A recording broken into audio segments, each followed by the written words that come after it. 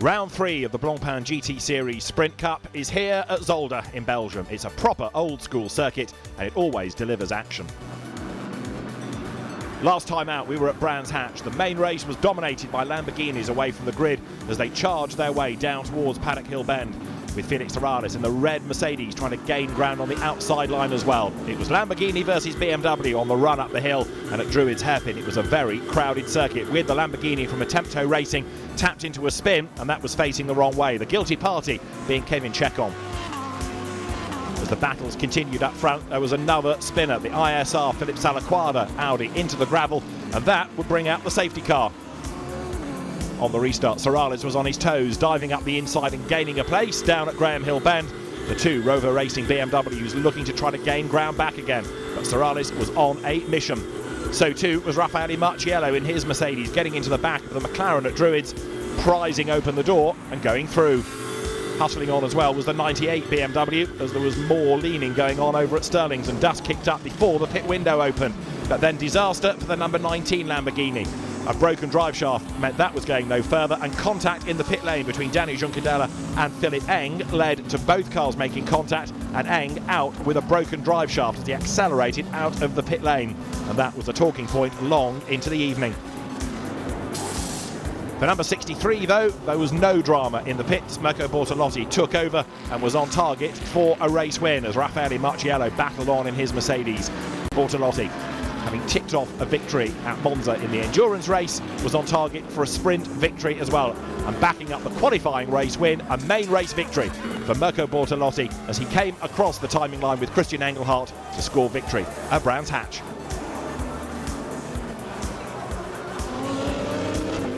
Reigning Sprint Cup champion Enzo Eid is looking for a good result this weekend on home soil, and the Belgian driver for the Belgian Audi WRT squad has had a frustrating start to the season. Very difficult. We have been quite well performing this year, but we had a lot of bad luck the first two weekends. In Brands Hatch we got hit in the first corner and had to retire the first race.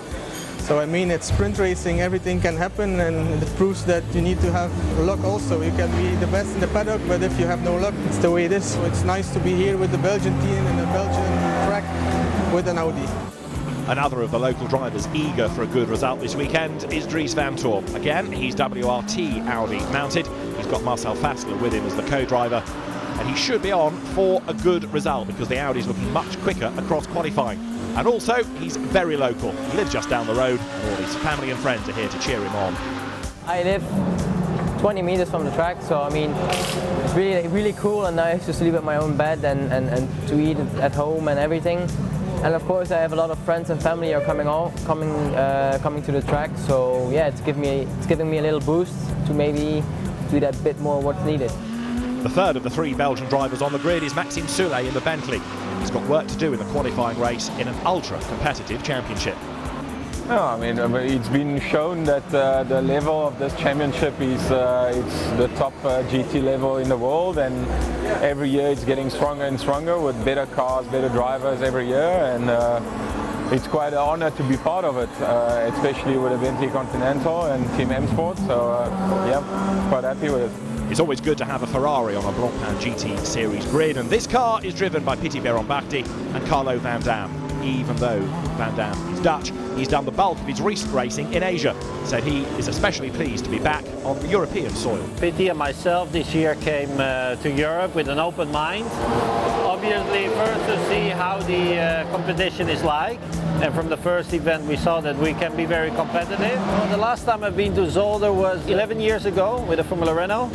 So obviously the car got a lot bigger and more powerful, but the track is still as narrow. So it is quite challenging, but obviously, you know, it's very close to the Dutch border. So it's very good for me to race a Ferrari in front of a lot of Dutch fans and family and friends coming over this weekend. So it's awesome. Good news this weekend for McLaren. The car's looking a lot more competitive than we've seen hitherto. And one to watch, despite a trip into the gravel in qualifying, is that of Lewis Williamson. For me, getting the opportunity to race in such a great championship with all these great drivers, it's great. You know, I was talking about it yesterday. This will be my first full season from start, hopefully to finish, since 2011. So, you know, I've been out of it for a few years, but Straka and McLaren, they've given me an opportunity to come back and really knuckle down and hopefully put on a good show for all the guys in the team, and repay them. We've had a tough start to the season with incidents that have been out of our control, but the team have worked 24/7 to make sure all 4 cars are on the track. The car to beat potentially is the Lamborghini Huracan, run by the Grasser Racing Team. Berger Bortolotti, Christian Engelhardt dominated at Brands Hatch. So far it's been a really, really good season. We had a great start, especially in the Endurance Cup, but also in the Sprint Cup. And we're still in the early part of the season, so we push race by race. And especially looking at Zolder here, it's very important to have a good qualifying. What about the Mercedes effort this weekend? The HTP Motorsport run cars should be competitive, especially number 84, which will have the wheel from Pereira. Yeah, it's an important weekend.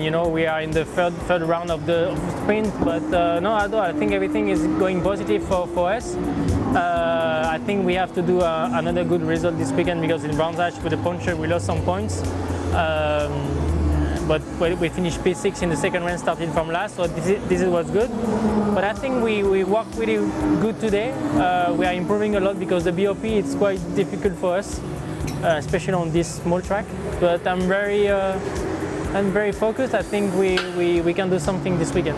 The BMW M6s have had a frustrating start to the season, but should be good around here. At the wheel of 98 is Finn Jesse Krohn. I think in general, the hotter it gets, the more we struggle somehow.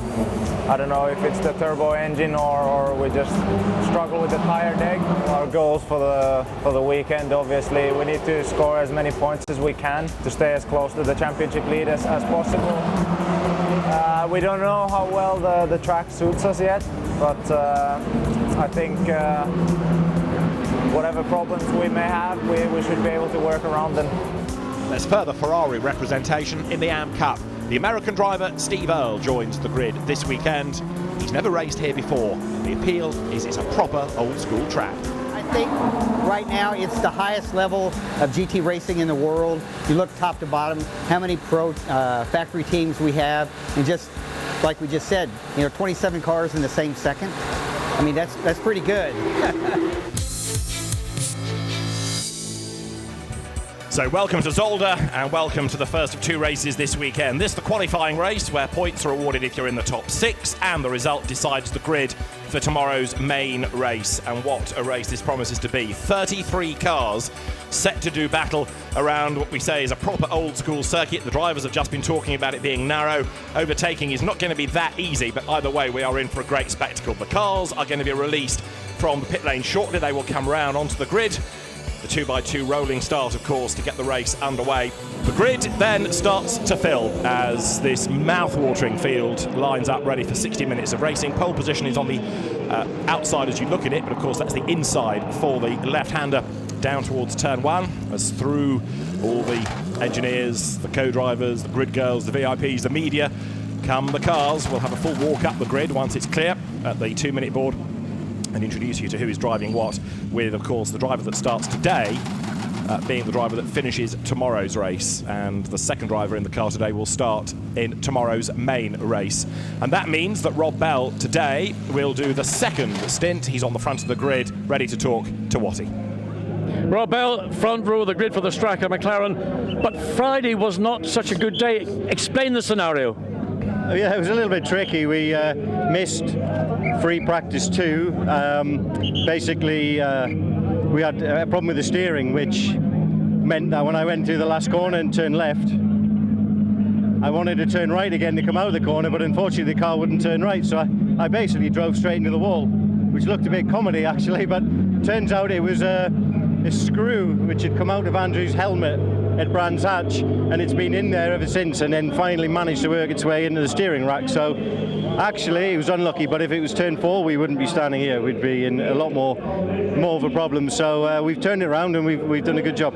Excellent, see you later. So Rob Bell, who will take over the number 59 McLaren. It's the car that starts second on the grid.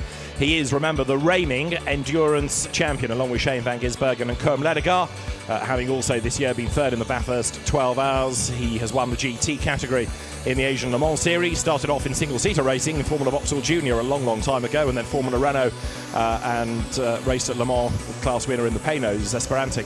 and then move through Ferrari ranks, and he is a very much in demand GT racer these days, is Rob Bell. Let's hear next though from Christian Engelhardt. He's with John. Christian Engelhardt, I'm not accustomed to seeing the 63 Lamborghini back in the third row of the grid. What went wrong? Nothing really. We had a really good qualifying session. It's just really tight, really competitive. I think we're 2 or 3 tenths down from pole position, but it's a good starting point for the race. It's 2 long races, so let's see what we can do from here. But Christian, at Brands Hatch, your car was half a second quicker than the entire field. I think that was just a really, really good lap from Mirko. Nobody expected that time, and in quali that was an amazing lap. Here it's a little bit tougher for us. Well, I'm sure you'll make the best of it. Many thanks. See you later. Just to illustrate how competitive it is this weekend, at the end of Q2 we had the top 27 out of 32 cars at that point, all covered by under a second. Well, this is the car that has been very much the gun car of late, the Lamborghini Huracan, winning in both endurance and sprint events. The Lamborghini with this V10 engine, it belts out 560 horsepower. You've got 2 examples run by Gottfried Grasser's team. Christian Engelhardt, who is best known for his exploits in Porsches, sharing with former Formula 2 champion Mirko Bortolotti, whereas the Quick Am, Ezequiel Perez Compact, shares the sister car with Norbert Siedler. Mirko Bortolotti, who has raced and won in the Megane Trophy Euro Cup after he struggled to carry on in single-seaters, having won the Formula 2 championship. He also raced in the slightly quirky Acceleration FA1 championship. It's going to be interesting as well to see how Stuart Leonard goes in that second stint in the pole-sitting car. Andrew Watson in the Stracker McLaren then on the inside. So it's Robin Frins in the yellow and silver Audi, Andrew Watson alongside in the McLaren. They work their way now up towards the timing line. If the race director is happy with the grid formation, the lights will go green. The qualifying race underway. Lots of people in the background go for a gap, including there, look, the Lamborghini of Mirko Bortolotti. It's in the middle. There's contact there in the wall straight away. Bortolotti is involved. It looks as though there's the McLaren 43 off the road as well. And so the race will continue. We're going to have a safety car surely as they work their way now into Kanalbach for the first time. You've heard people say how narrow it was. They were all going for a gap, but it just did not work out. And so the race leader is Robin Frins. Behind him is Andrew Watson as they work their way now up towards the Lucien Bianchi box for the first time and power their way now along that back straight down towards the chicane. Yes, it was all a little bit messy before the lights went out. There were cars in about row 4 or 5 were trying to shuffle away to anticipate the lights going out. They had to back out of it, and there you can see what's happening. Just there is no room in the chicane for 2 cars or more abreast. Some are having to take the route through the back of the chicane. They'll know if there was a gain, then you have to give it up. But as long as there's no gain, you'll be waved that one through. Now, so far, no hint of a safety car as there's more contact there. Van Splunteren gets assaulted by the Ferrari. And now they all bunch up down. They turn in towards the right-hander and through the chicane. And it's Villeneuve. Very, very messy. 2 Ferraris, 3 Ferraris, all in that Villeneuve chicane. Somebody got it wrong coming down the hill. And now you can see what's happened. Everybody's all over the place. Tires are picked up the dirt. Yeah, safety car. Yes. It is there now. That's what I was kind of expecting. The way that some people were slowing was making me think they've got to be yellows. And there's the reason for it. So we know about Bortolotti. It's Com Ledegar in 43 that's being dragged out of the way, but hopefully this won't be too lengthy a safety car period. Robin Frins will lead them through at the end of the opening lap. There he is. Andrew Watson is second. Raffaele Marciello is third. And then as there is what's left of the Lamborghini still to be retrieved, it looks as though it's Maxi Buch up into 4th place. Bad news then for Bortolotti. No points. And of course, with the result being the grid for tomorrow, that's going to put them right at the back for the main race. Let's have another look. Now watch behind. You can see the McLaren pulls out, and then the Mercedes also, Max Buch gets into the middle. So as they come down, the Lamborghini goes from the right of the track and screen over to the left. He's moving to the left and gets tagged. So in reality, Bortolotti was trying to give himself a better line into the corner, and there was traffic there, and that's what caused him to get spun round and hit the wall. And here it is from another angle. I mean, this is just so close, and if something goes wrong, you can see the Audi clipped the back of the McLaren, and I think that clipped the Lamborghini. So 3 cars all involved on the run down on the right-hand side of the circuit into turn 1, the left-hand turn. Before we go back to racing, though, let's just hear the thoughts of Mirko Bortolotti. Our reporter Dakota Jane has found him down in the pit lane. Mirko, now we're going to watch the replay. Can you talk me through what happened in the start there? I don't need to watch it.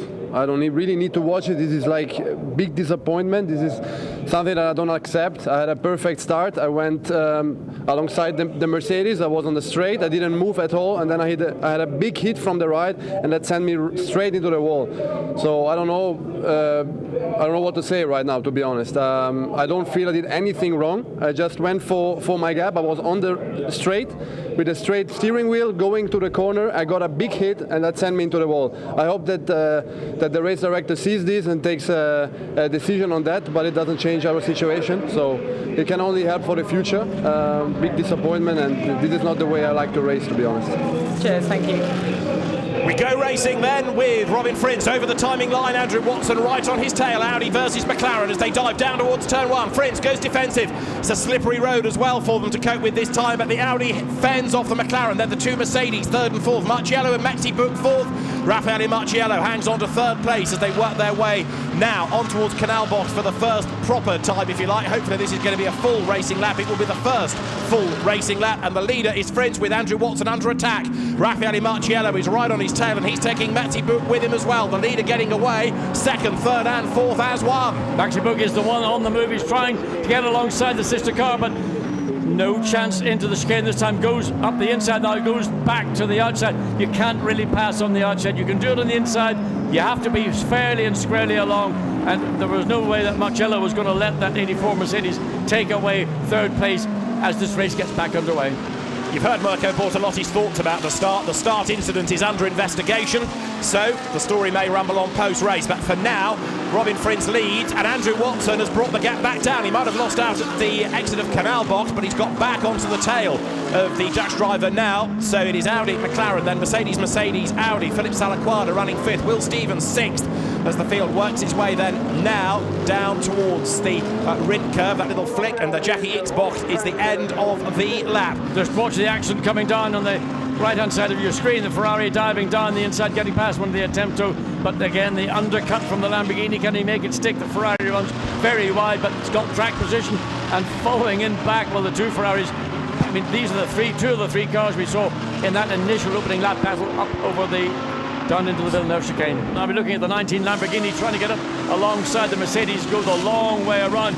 If it can hold it, it will get into the Villeneuve chicane, and that's a squeeze, and the Ferrari's trying to slip through as well. So Karlovic and the Lamborghini get one more position on the 89 Mercedes. And there are the Bentleys together. Stephen Kane ahead of Maxime Soulet, looking to try to gain ground behind both of them. You've got Jesse Krohn, so there's a great battle going on here, but it's a long way down the order. And at the moment, the man under huge pressure there, look, is Belloc. He's lost a couple of places. He's going to lose 3, 4, 5 more if he's not careful, because he's got some real good drivers stacked up behind him. Peter Schotthorst has done another fastest lap of the race, but now he's counting not only the seconds from the cars ahead, but also the opportunities diminishing to the cars ahead, because once he gets in the traffic, it's going to be hard to work a way through and make more places up because of the narrowness of the road going against him.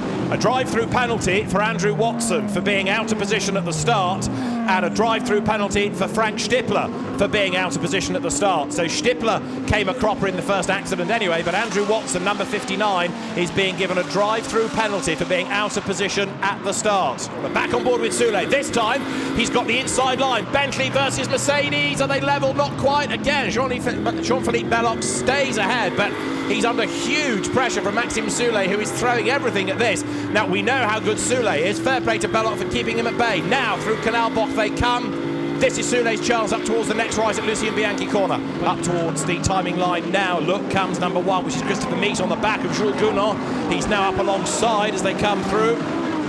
So another place about to be gained. Mies on the outside line. No, can't quite do it there, but wide goes Gounon. Does this give Mies a chance to challenge? Mercedes to the inside line. Audi on the outside as they work their way now into Sterrenwacht.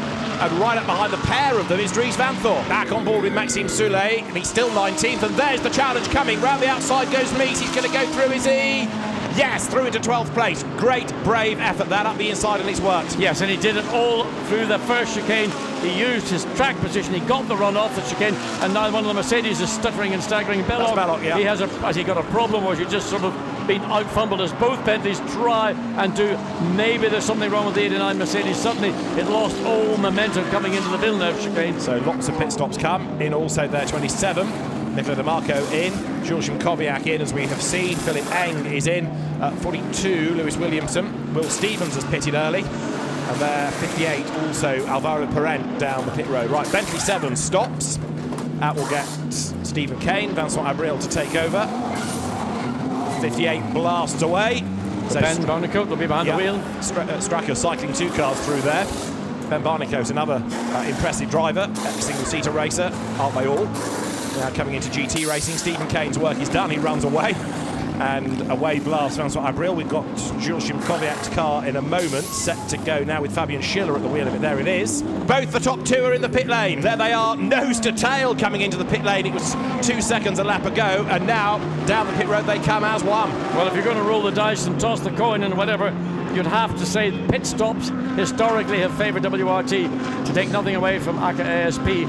So this is going to be the pit stop that will define the outcome of who will stand on the winner's podium. But don't forget the HTP, the 84 car, it came in 1 lap earlier. It's back out on track, depending on where it filters in. But it's Clemens Schmidt right now who's made his pit stop, who's in the 75 Audi, who's just set fastest first sector, personal best in the second sector. The Audi is rolling, so there's the 90 Mercedes. It's Office Jacks. There is the 84, so where will that filter in? As the 90 goes down the pit lane, it's a slow pit lane exit. There's the car that led the 17 Audi, Stephen Leonard behind the wheel. So this now could put Franck Pereira into the mix, couldn't it? Because who is going to lead? It's going to be Stuart Leonard up front. Second is Michael Meadows. Third now over the timing line. There you can see 84 Franck Pereira. Now what do we see here? It's in 11th place. This is the BMW.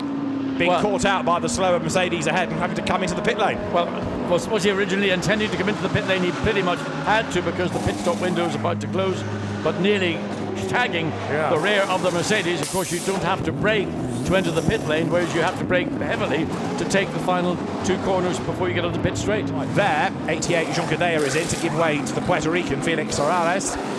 Here's the 2nd and 3rd and 4th battle. Mercedes, Audi. Stuart Leonard's going to pick up the race lead then as they come over the timing line. Away now goes the Mercedes of Sorales. The leading 4 go through, and 5th is going to be Clemens Schmidt there, looking the white ISR Audi, taking over from Philip Salaquada. So at the moment, Leonard has got an advantage of 2.6 seconds over Michael Meadows, who for the moment is so busy defending, he can't really go after the leader. Now what do we have here at the first chicane? Petit Biron-Bakhti running alongside Vincent Abril, and Petit Biron-Bakhti comes off worst. Yeah, I mean, in that situation, the Bentley was fair and square alongside the Ferrari, and there was no point in trying to make an issue of it. You just get out of it and accept that the Bentley has got track position. Oh, and there's the BMW right in the middle of the exit of the chicane. You can see he's gone in sideways and bounced all the way. Wow, now that was heavy contact. And you can almost see the Lamborghini puts his nose to the rear of the BMW. We need to have a review of that. I don't want to make any criticism of the orange one, Team Lazarus, but was that Nicola Di Marco, or was that? It's Gustavo Jacquemin at the wheel of that car. Gustavo Jacquemin. Well, Gustavo, wonder what you might want to say to that, to the stewards. Marcus Paltela has gone off the road there with damage on the front. He's picked up some of the track furniture, a bit of a Pirelli hoarding, you can see, wrapped around the front of 86. 2 Mercedes, 2nd and 3rd, nose to tail. And the incident that we saw between Jacquemin and Paltela is under investigation. Marcus Paltela, the Finn, but an honorary Belgian, he lives in this country. There are the Mercedes, look, closing. 210s taken out in sector 1, 210s taken out in sector 2 as 42 McLaren gets the squeeze. That rather uncompromisingly, David Fuminelli being involved with Vincent Abril as there. Alexander Matchol has a go up the inside of Petit Biron-Bakhti for the lead of Pro-Am. They are together, the 2 Ferraris absolutely dead set level. Biron-Bakhti on the inside line fights back, but round the outside goes Alexander Matchol, and as they come through Canal Box, he's got the job done. He leads the class with a great move. Yeah, good clean move. Both Ferraris wanted to have that piece of turf going into turn 2, but it was Matchol who really had the advantage onto turn 1. And Gustavo Jacquemin then runs along the back straight towards the chicane, and he's going to have to come in soon and serve the stop go. You can see it was his car that lost the bodywork. He launches himself over the curbs as well, coming out of the chicane, but over the brow of the hill on what's going to be effectively an in-lap. Right, up front, the gap has gone out again. Stuart Leonard with the traffic was 1.2 seconds. There's the first incident as Paltela brushes up against the Lamborghini, and take that. I mean, how blatant do you have it to be? I mean, what's the point? What is the point of doing that? A drive-through penalty for Franck Pereira in third place for a pit lane infringement, so that, when he serves it, will not only release Michael Meadows, it will also give Marcus Winkelhock a chance to get up on the back of the red Mercedes, because he won't have to worry about getting past Pereira. But HTP is a top team. Franck Pereira is one of the top drivers, and yet a little mistake is going to ruin their race. Does he come in? Yes, he does. So up to third goes Winkelhock, up to fourth goes Clement Schmidt, and Franck Pereira will head down the pit lane. It is only a drive-through, so he doesn't have to stop. But remember how long this pit lane is, and at 50 kilometres an hour, it is agonisingly slow. So this is the incident. Cars on the jacks. Waiting to hear the engine. Well, difficult for us to hear it. Yeah. But apparently the observers noted that the car did start before the jacks were down, and therefore the penalty has had to be served. They will squeeze just one more lap out of it at the end of this. Stuart Leonard soaking up the pressure.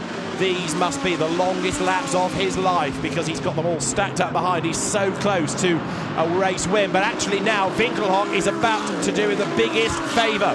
Another of the WRT Audis helps the leader, because by attacking Meadows, suddenly Michael has got to defend. He will take the slower lines, and look, the gap has opened up straight away. Stuart Leonard blasts his way now down towards the X-Box. The checkered flag is at the ready. Michael Meadows is not close enough, and so it's going to be a win in the qualifying race for Robin Frins. And Stuart Leonard, the British driver, brings the car across the line and scores victory right now at Zolder as the flag is waved. He comes across the timing line 7/10 ahead of Michael Meadows. Third is Marcus Winkelhock, and fourth goes to Clement Schmidt ahead of Felix Terrades and Enzo Ede. It's a great drive by Robin Frins to lead the opening stint, and Stuart Leonard, mega job as well to withstand the pressure, wins the race in the second stint as nose to tail, and now side by side up towards the line. Bentley 7, Vincent Abril just ahead of Marcel Fassler, 12th and 13th, 14th behind them Antonio Felix da Costa, and then Andy Soucek with Franck Pereira 16th. And in Pro-Am it is going to be a win for 39. Pity Pierre Bardet, because Alexander Matschel, unseen, has had a drama and lost his class lead and fallen back behind the Asian team.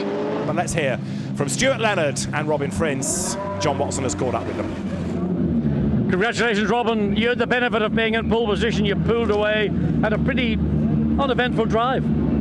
Yeah, at the beginning I was pulling away quite easily from the McLaren. Then the pace was similar. Then he had a drive through. I don't know why or what happened really, but at the end Marcelo was behind with the Mercedes, and he was like 1.5, 2 tenths quicker than me, and I was quite pushing. I lost a bit of time when I entered the pits, because the Ferrari was in front of me, and you know the pit lane over there you can lose quite a bit of time. But at the end, Stu jumped in and he didn't do any mistakes, and as long as you do mistakes in Zolder, no one will overtake you, so he did a really good job. Well, you did a great job, Stuart. Fantastic. I mean, I don't know whether this rates in your list of great achievements in motorsport. Must be pretty high. Yeah, probably. Yeah, definitely one of the top for sure. No, I mean, I'm a bit speechless, to be honest. Thank you to Robin for the amazing job. Thank you to the guys from the pit stop and everything. Everyone's been really supportive and really helpful and helped push me along. So it's been really fantastic. Well done, guys. Enjoy it. The results after 37 laps of racing: Audi victorious with Stuart Leonard, Robin Frins ahead of the Mercedes of Michael Meadows and Rafael Di Marciello. Marcus Winkelhock and Will Stevens third, from Clement Schmidt and Philip Salaquada. Felix Terrades and Danny Juncadella fifth, then Enzo Ede and Christopher Mies with Ezequiel Perez Compact and Norbert Siedler seventh, Dominic Baumann and Jimmy Eriksson eighth, Giovanni Venturini and Marco Mappelli ninth, and then Ben Barnicoat and Alvaro Parent 10th. A race that could have been so much better for McLaren. Audi is back, it seems, after a rather modest, rather anonymous start to the season. It's good to have them looking so strong once again. The opposition may disagree, but it's nice to have different brands up there. So Misano dominated by Mercedes, Brands Hatch dominated by Lamborghini. In both instances, the same crew, same car, of course, won the qualifying and the main race. So is it going to be a case of another double for Stuart Leonard and Robin Frins? But we'll find out tomorrow afternoon.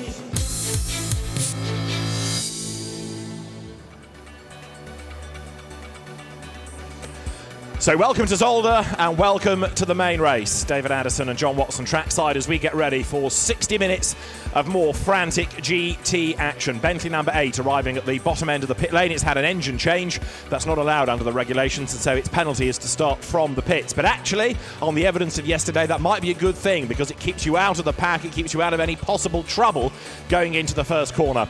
There is the pit straight. It's full of people and it's about to be full of cars. 33 of them will do battle. As you know, 32 will be on the grid and 1 in the pit lane, and there on pole position is the car that won yesterday's qualifying race. You get points in the top 6 and fewer of them as well for the qualifying race. This is the really important one, the main race. Points in the top 10, starting with 25 for a race win. Track temperature, 24.5 degrees. It's been a very, very hot weekend, although actually today, temperature a bit more bearable. It's a little bit cloudier. There's been a threat of rain, but it's not come to anything, thankfully. Whether it will during the next hour, we'll have to wait and see. But we're in for a fabulous race, that is for sure. It's another incredibly high-quality entry in the Blancpain GT Series Sprint Cup, led by Maxi Buch and Franck Pereira, ahead of Mirko Bortolotti and Christian Engelhardt, who didn't score yesterday. Stuart Leonard and Robin Frins on 27 points apiece come next, ahead of Marcus Paltela and Jesse Krono had a horrible time yesterday. Stephen Kane and Vincent Abril next, and they had a horrible time yesterday. Bentley and BMW really have not been at the races, it seems, this weekend, and yet the drivers say the cars feel really good. They just do not have the power or the ability to get round Zolder as quickly as other brands have had over the course of the weekend. The Audi always very good over the curbs, and that has been the car to beat around practice, qualifying and race 1. And one of the Audi drivers is Christopher Mies, sharing with Enzo E. Let's hear from him on the grid with John Watson. Christopher Mies, first of all, congratulations last weekend at Nürburgring. Thank you very much. But tell me, is this 1 hour sprint race here in Zolder going to be more difficult? Because with the traffic yesterday, it looked horrendous. Yeah, you know, like you have 35 or 30 cars, you know, with all good drivers. Everyone wants to win. It's not easy to pass here, so it was quite tough out there, but everything was super fair. And I had some nice battles, yeah. Now, yesterday you took the start. It was a bit of a messy start. What advice have you given Enzo, bearing in mind you're on the third row of the grid?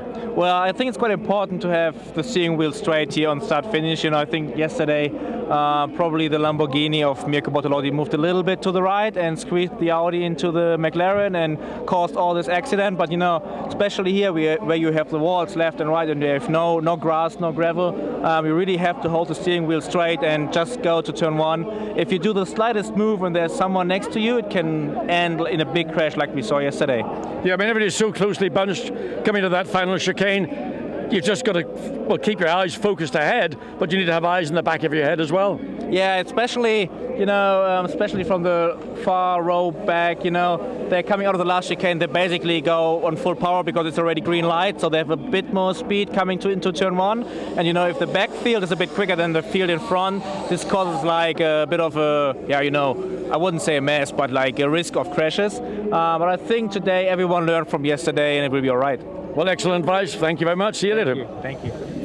Christopher Mies, part of the winning team in dramatic fashion of the Nürburgring 24 hours a week ago, and now a very different type of race, much shorter race, so he will line up, or his car will, 6th on the grid. He shares with Enzo Eid, who will do the first stint.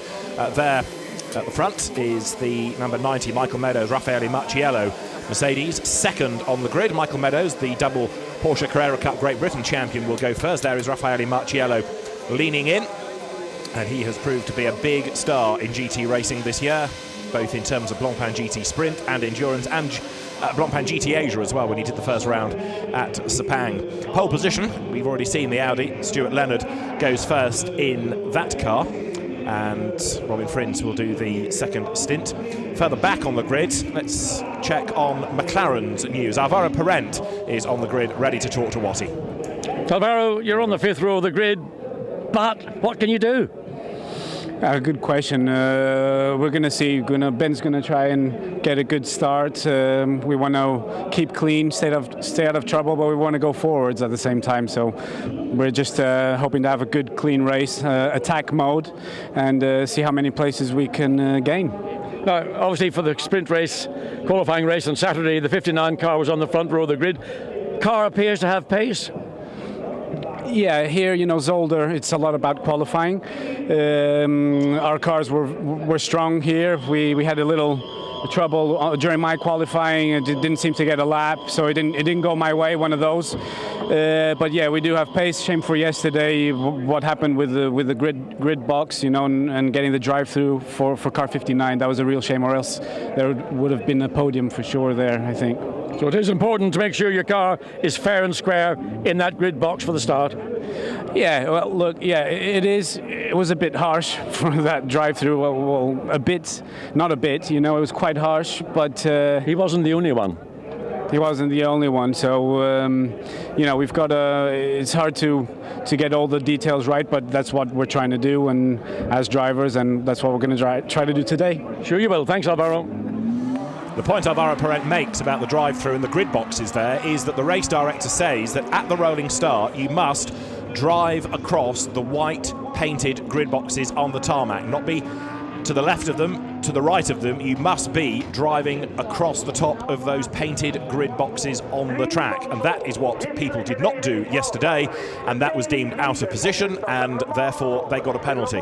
And Alvaro Parent, as you hear, feels it was harsh. There is number 7 Bentley, which lines up a row further back. Now a mixed season so far for this car of Vincent Abril and Stephen Kane. Second at Misano, 13th at Brands Hatch, and rather struggled yesterday, but you've got 2 quick drivers of this mighty car with its 4-litre twin-turbo V8 engine.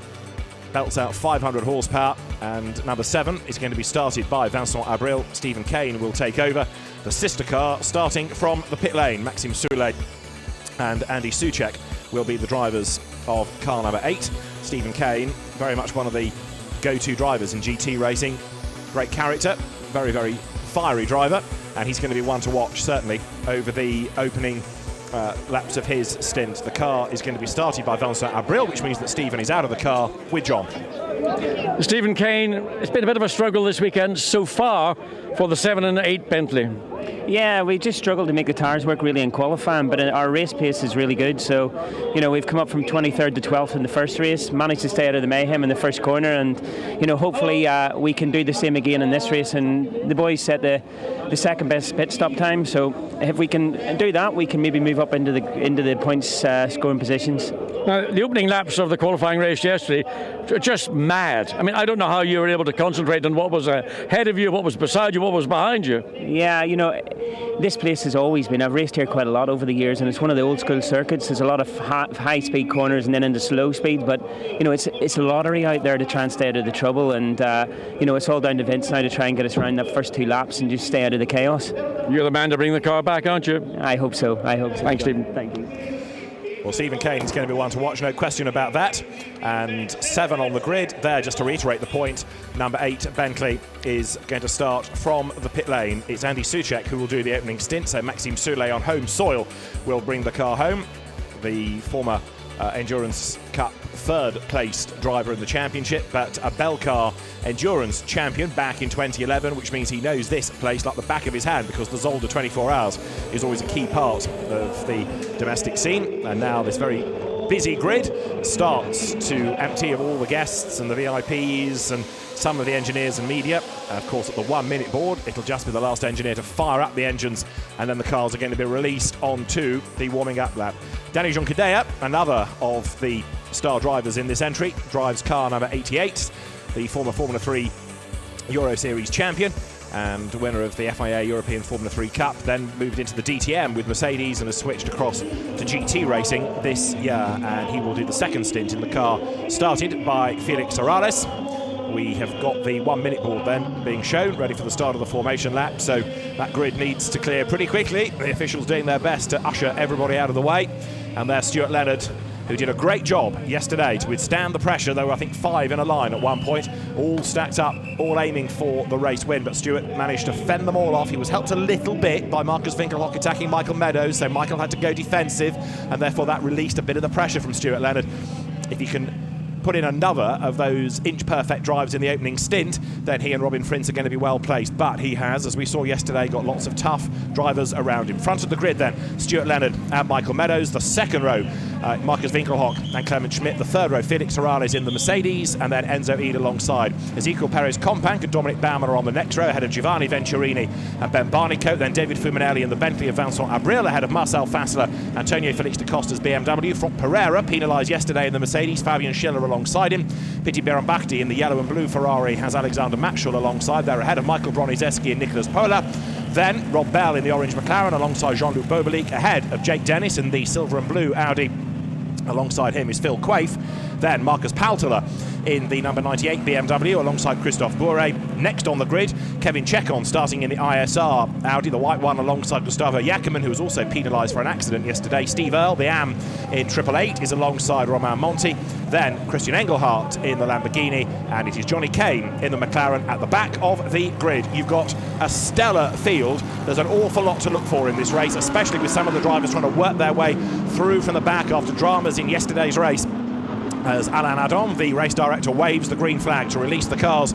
But as you've been hearing on the grid, it's hard to overtake around here. It's not the widest of circuits. It is a proper old school track, as the drivers have been saying on the grid, and it's a place that delivers action aplenty. It is one significant left-hander, turn one, and then the bulk of the lap from then on is right-hander after right-hander after right-hander.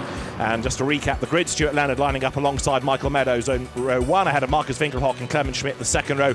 Then come Felix Serrales and Enzo Ede on row 3, ahead of Ezequiel Perez Companc and Dominic Bauman's Mercedes, rounding out the top 8 on the grid. Starting 9th is going to be Giovanni Venturini in the Lamborghini, and the top 10 rounded out by Ben Barnicoat as the cars work their way now over the brow of the hill. That in turn takes them to the Villeneuve chicane, named after the late Gilles Villeneuve, who was killed here back in 1982. And a day later, the Belgian Grand Prix, a trying day for all the drivers inevitably, was won by the man sat alongside me, because on the penultimate lap, John Watson grabbed the lead and went on to win by 7 seconds in John what must have been a very emotional race. It was a difficult race for all the reasons you've explained, but to put it bluntly, we had a job to do, and our job was to go out and do the best that we could for our team, and as it happened on that day, I took the checkered flag. Well, congratulations. Now, this race, drivers have said to you on the grid, we saw it graphically yesterday, it is hard to overtake. So are we expecting another frantic start, or can the teams make up some ground on the pit stops? Pit stops are going to be where most of the positions, I think, are going to be made up. It's going to be frenetic. I mean, it's going to be really difficult. Everybody's fully aware now they must start in their start box, not let the car drift one side or the other. I don't think anybody intentionally chose to take an advantage. It was just the nature of the start, and it is a narrow, the racetrack's not narrow, but the perception, because the barriers are so close on the pit side, literally up against the racetrack. On the spectator side, there's about 10 or 12 feet before you get the barrier. Perceptually, it's much narrower looking than you'd normally expect. We already have a couple of team managers being summoned to the race director. ACA ASP's number 90 and Straka Racing 58, the Barnicoat Parent car. We'll come back to that if there is more news as we get ready for the main race in round 3 of the Blancpain GT Series Sprint Cup. The cars now look to stay across those white lines on the grid. The lights will go green. We are good to go racing for 60 minutes, but way ahead of the front row pole car there was Michael Meadows. Stuart Leonard lagged back and he falls third as they dive down towards turn 1. Michael Meadows grabs the advantage. Let's see what comes of that as they wriggle their way through the first corner. Michael Meadows it is who's got the lead. In second place is Clement Schmidt for ISR in the white Audi. Marcus Winkelhock is third. You could argue Michael Meadows was out of position, but he was on his toes, and Stuart Leonard was not. No, and Stuart Leonard did the right thing. He stayed absolutely where he had to be, right square in his box, but the Mercedes was half the car was outside the box. Now maybe that'll be given a wave through, but I can assure you Andrew Watson was very unhappy with the penalty he received in the 59 McLaren yesterday, and he will no doubt, I'm sure, and his team will also bring to the attention that the Mercedes 90 was not in its correct grid position when the lights went green. Looking back from the 98 BMW then, it's all going on behind as they come over the brow, down towards the Villeneuve chicane, through which the leaders swoop for the first time. Mercedes leads the way. Michael Meadows at the wheel of it. So far, so good. We've had no dramas. Can you believe it? After the mayhem at the start yesterday, and now accelerating down towards the completion of lap number 1, down towards Boulderberg goes the Rover Racing BMW number 98. Marcus Paltela doing the first stint today as they're under attack, getting a bash in the back even, is the number 5 Audi. That's the Marcel Fassler Dries Van Doorn car. And the race leaders then work their way now down towards the Jackie X-Box, up towards the end of lap 1. Michael Meadows in the Mercedes then leads the way. He is getting away from the opposition, looking back from Paltela's car, hard on the brakes. turns through that left and right out of the chicane. Meadows leading, Schmidt second, Winkelhock third. It's Mercedes, Audi fourth, Stuart Leonard, Mercedes fifth, Felix Terrales, and then in sixth it is the first of the Lamborghinis as they work their way through. Giovanni Venturini at the wheel, as there you see a dive up the inside. Number 3 gaining track position, Jake Dennis going ahead of Pitty-Biron Blakty. Yes, good pass down the inside into turn one of the places on the racetrack where it is clear, but 43 McLaren already into the pit lane. As we watch the field stream round the back, 84, that was a car that also suffered a penalty because of an infringement in the pits during the change. The engine got fired up before the car was off its jacks. So it is, everybody has to be on their toes. The drivers on the racetrack, but the personnel in the pit lane likewise have got to ensure, and that car's been pushed into the garage. That's disappointing. That was the one that was damaged yesterday. Gustavo Jackerman off the road in the orange Lamborghini, but I fear that the McLaren is still not 100% after yesterday's big whack in the wall as the leaders then sweep their way out of the Villeneuve chicane for the second time. So Michael Meadows leads, but that is one of the cars for which the team manager is having to go to see the race director. The start procedure of numbers 58 and 90 under investigation. Well, that came up even before they got to the start of the race. I wonder whether that is for too many people or the car being up on the jacks at the 3-minute mark, because you've got to factor that into the build-up regulations as well. More news on those cars to come. Stuart Leonard trying to get back, recoup some of the ground he lost at the start, 3rd place. But now, in fact, 4th place, that's meant by Winkelhock, who is pushing Clement Schmidt.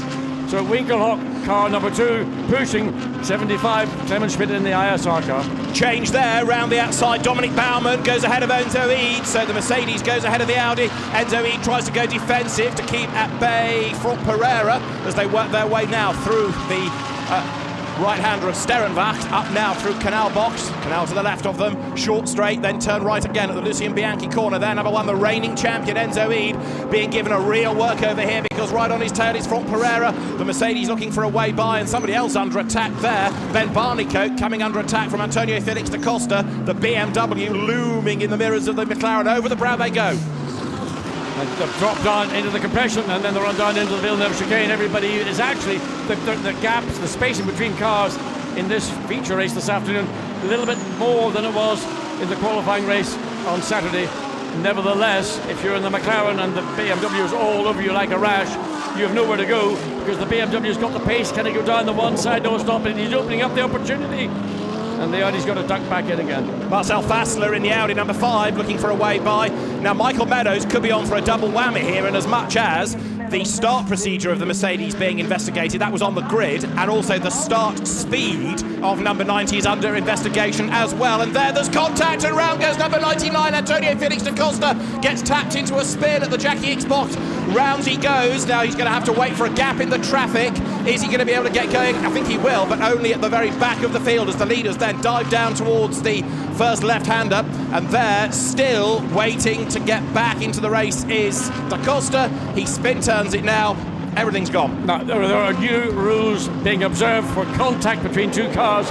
The Audi was pretty much up on the long side of the BMW going to the corner, but that again is something that was going to be reviewed, and if it was felt that in the case of the Audi that they gained an advantage, well then that will be a drive-through penalty as well. So we're in a new era of driver control, driver management on the circuit, and how it is being observed from the stewards and from the race director's perspective. We'll have a look at that again in a moment, I'm sure, just to see who did what to which and to whom, as Michael Meadows then leads the way, being caught by Clement Schmidt. Right, here's the moment. Now, the Audi, in my view, is sufficiently far up, but of course the BMW is on the racing line and it naturally takes its entry. So that's one that the stewards will look at. The problem is that the 99 Felix da Costa BMW loses out massively because he's got to sit and wait for the entire field to pass through before he can get the car looped round and then continue on his way. He is in last place, so a very costly incident. Marcel Fassler was the driver of the Audi as the three leaders come up towards the line. Meadows, Schmidt, Winkelhock as one.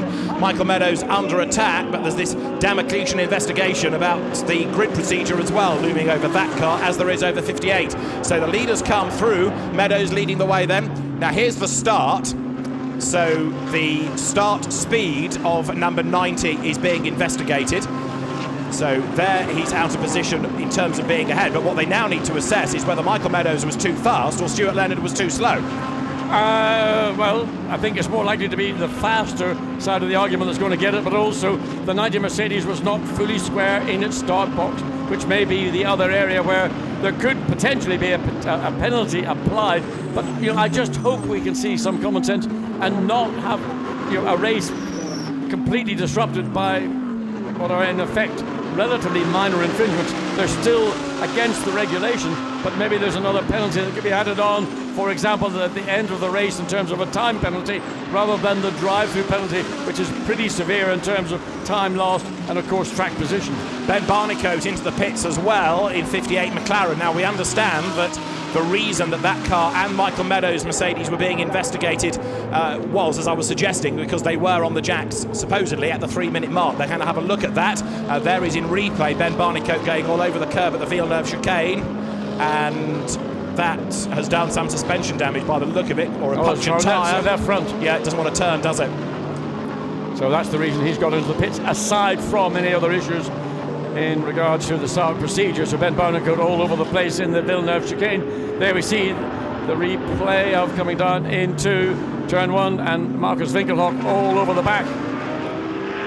And tries to go one way, it goes up on the left-hand side, hoping to make the undercut to get under Clement Schmidt as they come out of the exit through the canal turn now. But the gap has gone back to the advantage of Schmidt, and he will hold that position all the way through the Lucien Bianchi, and then the climb uphill, the shallow uphill climb up to the chicane.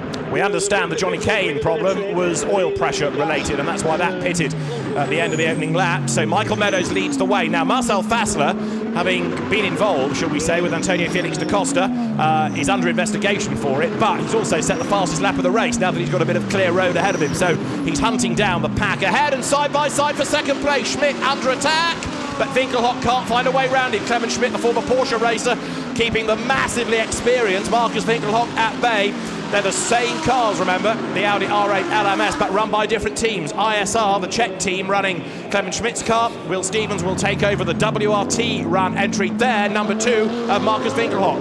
And the tail of the 75 Audi swings as Clement Schmidt gets the power on. Marcus Winkelhock thinks he has got the quicker car, but what he can't find is the bit of racetrack to give him that opportunity. Schmidt goes defensive coming into the X block, X chicane. Marcus Winkelhock quicker, you can see he's closing on the tail of the 75 Audi, gets alongside, virtually alongside, but the advantage is to the 75 because it's the long way round Marcus Winkelhock's got to find, and the Audi 75 has got the real estate that Marcus Winkelhock was looking to take. And Marcus Winkelhock has the speed, so he tries again down at Sterrenbach, this long right-hander into Kanalbach. They come absolutely nose to tail, and there is a drive-through penalty for Michael Meadows, the leader, for a jump start. The leader has a drive-through penalty for a jump start. So I was about to say this is helping Michael Meadows get away, but a drive-through beckons for the British driver. So this effectively, John, becomes the lead battle. And it's a battle between 3 Audis, the 2 lead Audis, and now what will be in 4th place, that's Stuart Leonard, who was the man who started the race in pole position. And there you can see Philippe Salaquada's face looking at 75. So that will be a disappointment for Michael Meadows. He probably feels that, have I been stitched up like a kipper on that one, or did I just anticipate the flag or the light going out and just get caught by my own actions? Well, Stuart Leonard, of course, drove with Michael last year. They're still friends, but they'll have differing opinions on that, I am sure. So Michael Meadows leads on track, but he's going to have to serve that drive-through within 3 passings of the line once the message is on the screen, and it's on the screen now, so the team will know about it. Michael stays out for 1 more lap. His heart will sink, but you've got to put that out of your mind and get on with the job and try and salvage what you can out of the race. There's the board. Drive-through penalty for Michael Meadows. He comes through with Clement Schmidt in 2nd place. A lap ago, Winkelhock had his nose in front when they came over the line. He was 7 thousandths ahead, but now he's back down to 3rd. 4th is Stuart Leonard, coming under attack from Felix Serrales. Then Giovanni Venturini, 6th in the Lamborghini. Fassler 7th in the Audi. 8th, Bauman's Mercedes. 9th, Enzo Eid, Audi. 10th, Franck Pereira in the Mercedes. And it's Vincent Abril's Bentley in 11th place. The sister car, 26th. From the pit lane. Now what about Christian Engelhardt? There he is, going through the shot. He is in 22nd place. Christian Engelhardt in the number 63 Lamborghini, just having gone through Sterrenbach. He's ahead of this group, which is now Alexander Matschall, and up the inside goes Andy Soucek in the Bentley. John, everywhere you look, there's a great battle raging on. And remember that Bentley number 8 started in the pit lane because they had an engine change overnight, so the Bentley had to start in the pit lane. And the Suchek, just all he could do is just drive the wheels off the Bentley, try and make as much ground as possible.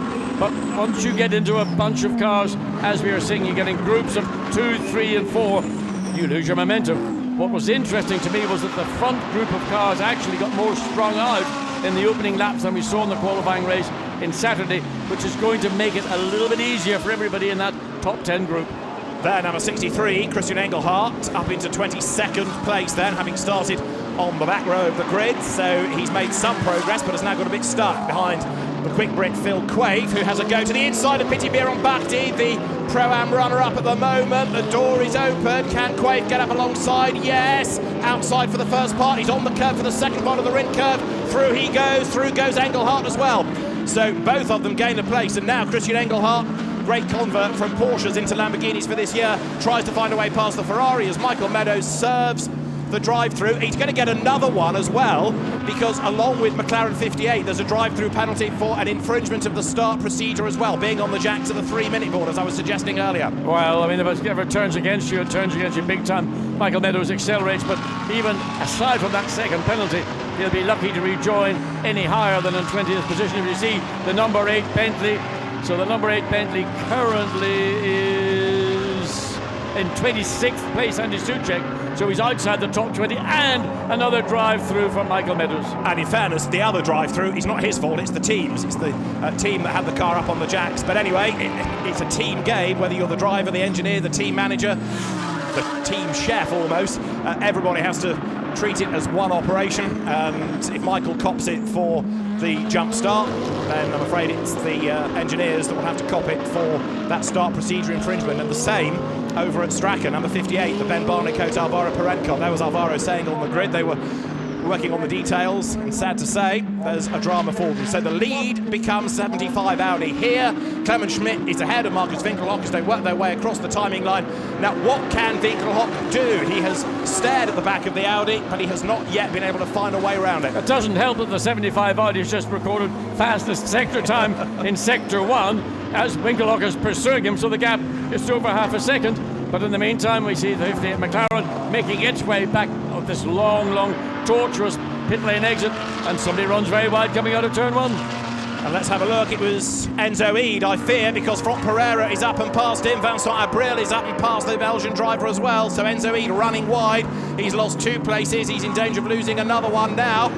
Up with him is the Fabian Schiller Mercedes to the inside line. Schiller is going to go through. Look behind the Bentley. What do you see? Is it a Mercedes or an Audi? It's the Mercedes. So Ede has lost another place. I'm afraid one little slip and bang, bang, bang, they all go by. I mean, this is the school of hard knocks for these are the professional drivers doing their job. Enzo Ede, supremely talented, semi-professional driver, but he's in a group of guys who this is their meat and 2 veg. This is what they do to make their living.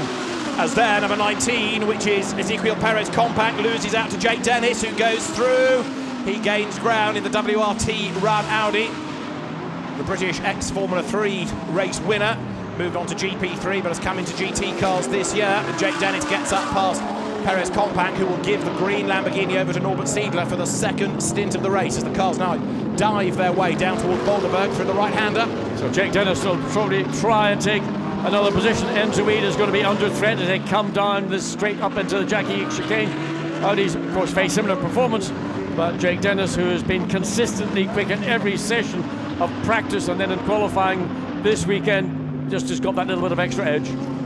Race leaders through, 6 tenths between them. Then it's 5.5 seconds back to Stuart Leonard, so it's a 2-way fight for honours at the moment. Jake Dennis on his toes, looking for a way to get back up and past number 1, Enzo Ede, having already taken the place away from Ezequiel Perez Compact. He goes to the inside line at Starenvac, but he can't find a way through there. Enzo Ede now, having got himself back into a rhythm, is responding well and defending well.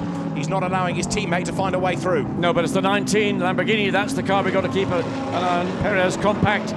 So the Lamborghini chassis has, I suppose, been the class of the year so far.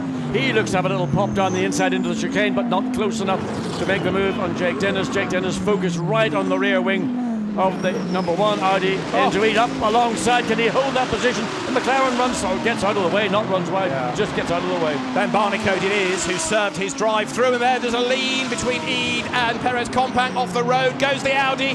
He's back on, but he's lifted the door open. Up the inside goes Rob Bell.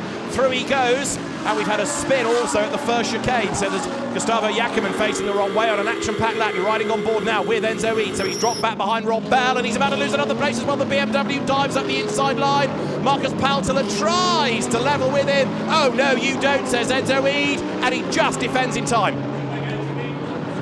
Just like Enzo Eid was in the school, and everybody was ganging up on him. They just pounced coming into the chicane, and he got out-manoeuvred, out-positioned on the track. Would have picked up some of the dust and dirt on the outside. He's now regrouping, but he's got the BMW looking that it wants to make a way past, and he looks to the left, looks to down the right, but not enough racetrack before you get in to turn 1, has to back out.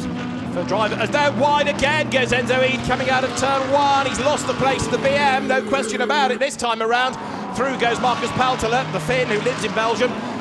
Christopher Meese looks on, tries to be impassive. Stoic, yes. Stoic. I mean, he's looking and saying that Enzo is, he's been picked upon.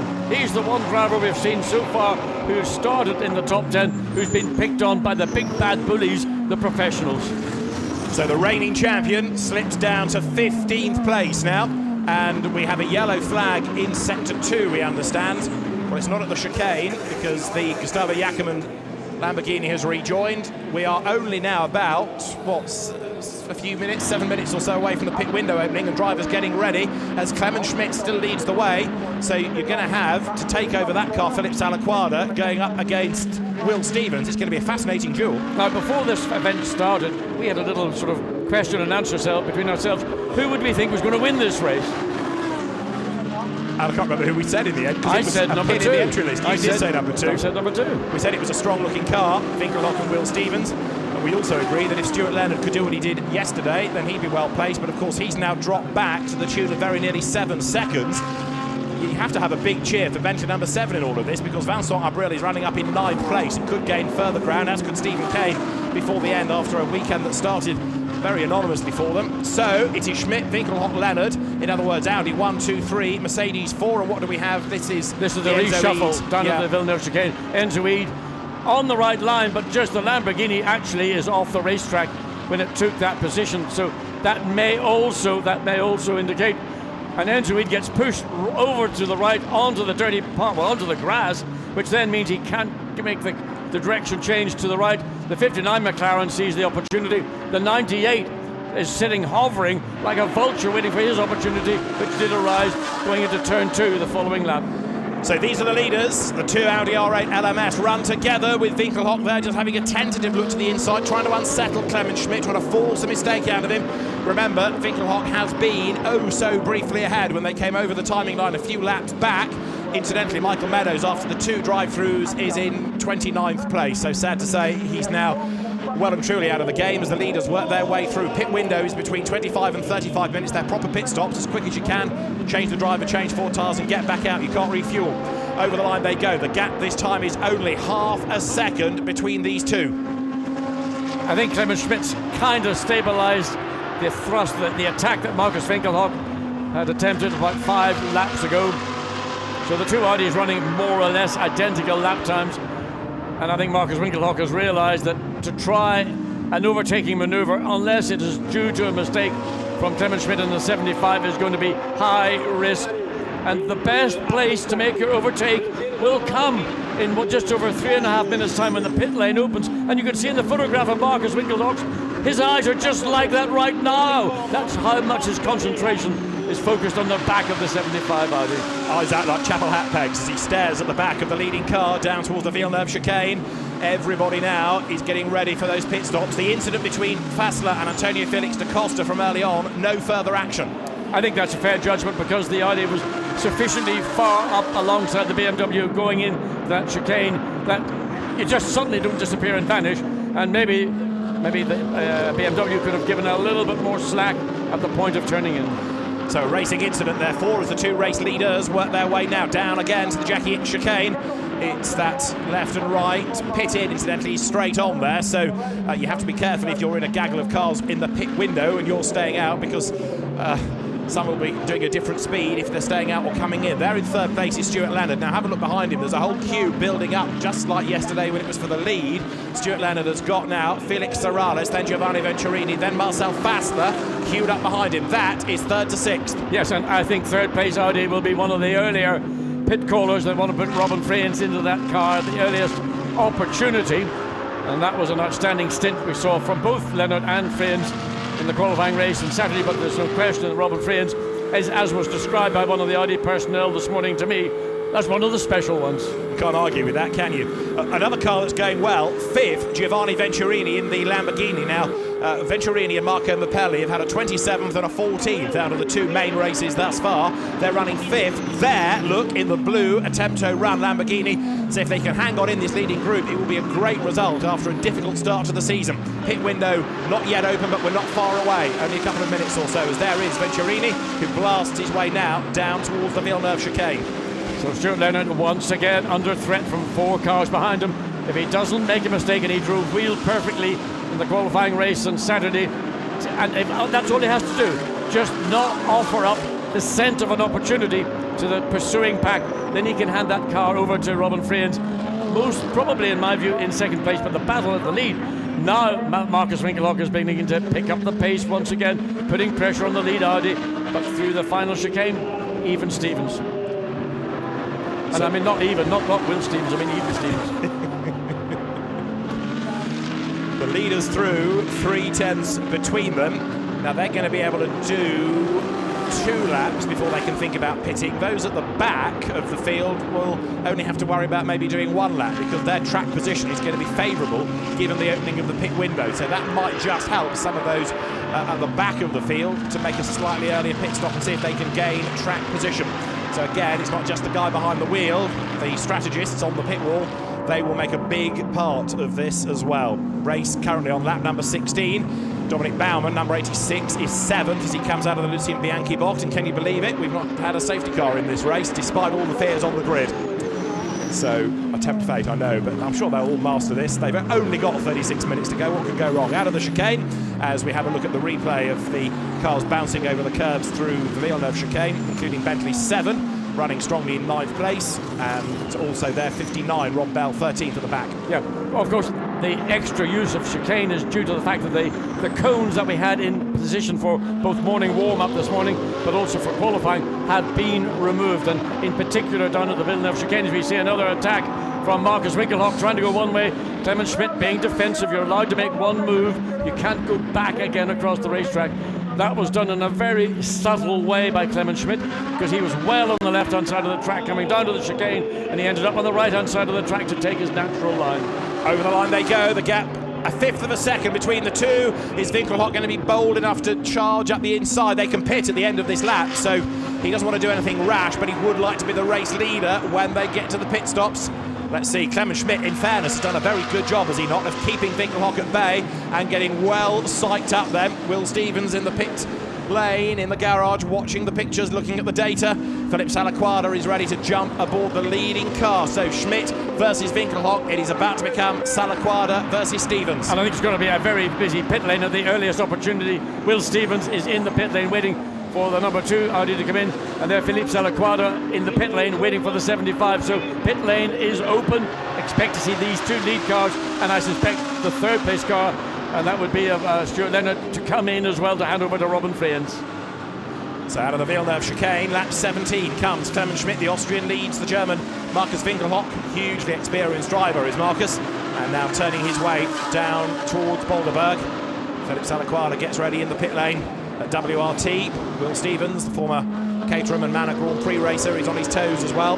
He's got a busy programme this year with Blancpain GT Asia, with selected rounds of the Audi R8 Cup in China, and the 2 of them should go straight on here if they're going to come into the pits this time, which they do. So nose to tail on the way in Is it going to be the same order on the way out? Now it is the mechanics that could influence the race order and the leader of the race. Yes, it's ISR for the lead car, WRT, and in fact the third place car, Stuart Leonard, also in. So in effect the two WRT cars, they have separate pit boxes, but it might get a little bit congested around the WRT pits as these two second and third place cars come to. Will Stevens looks out to see, where's my car?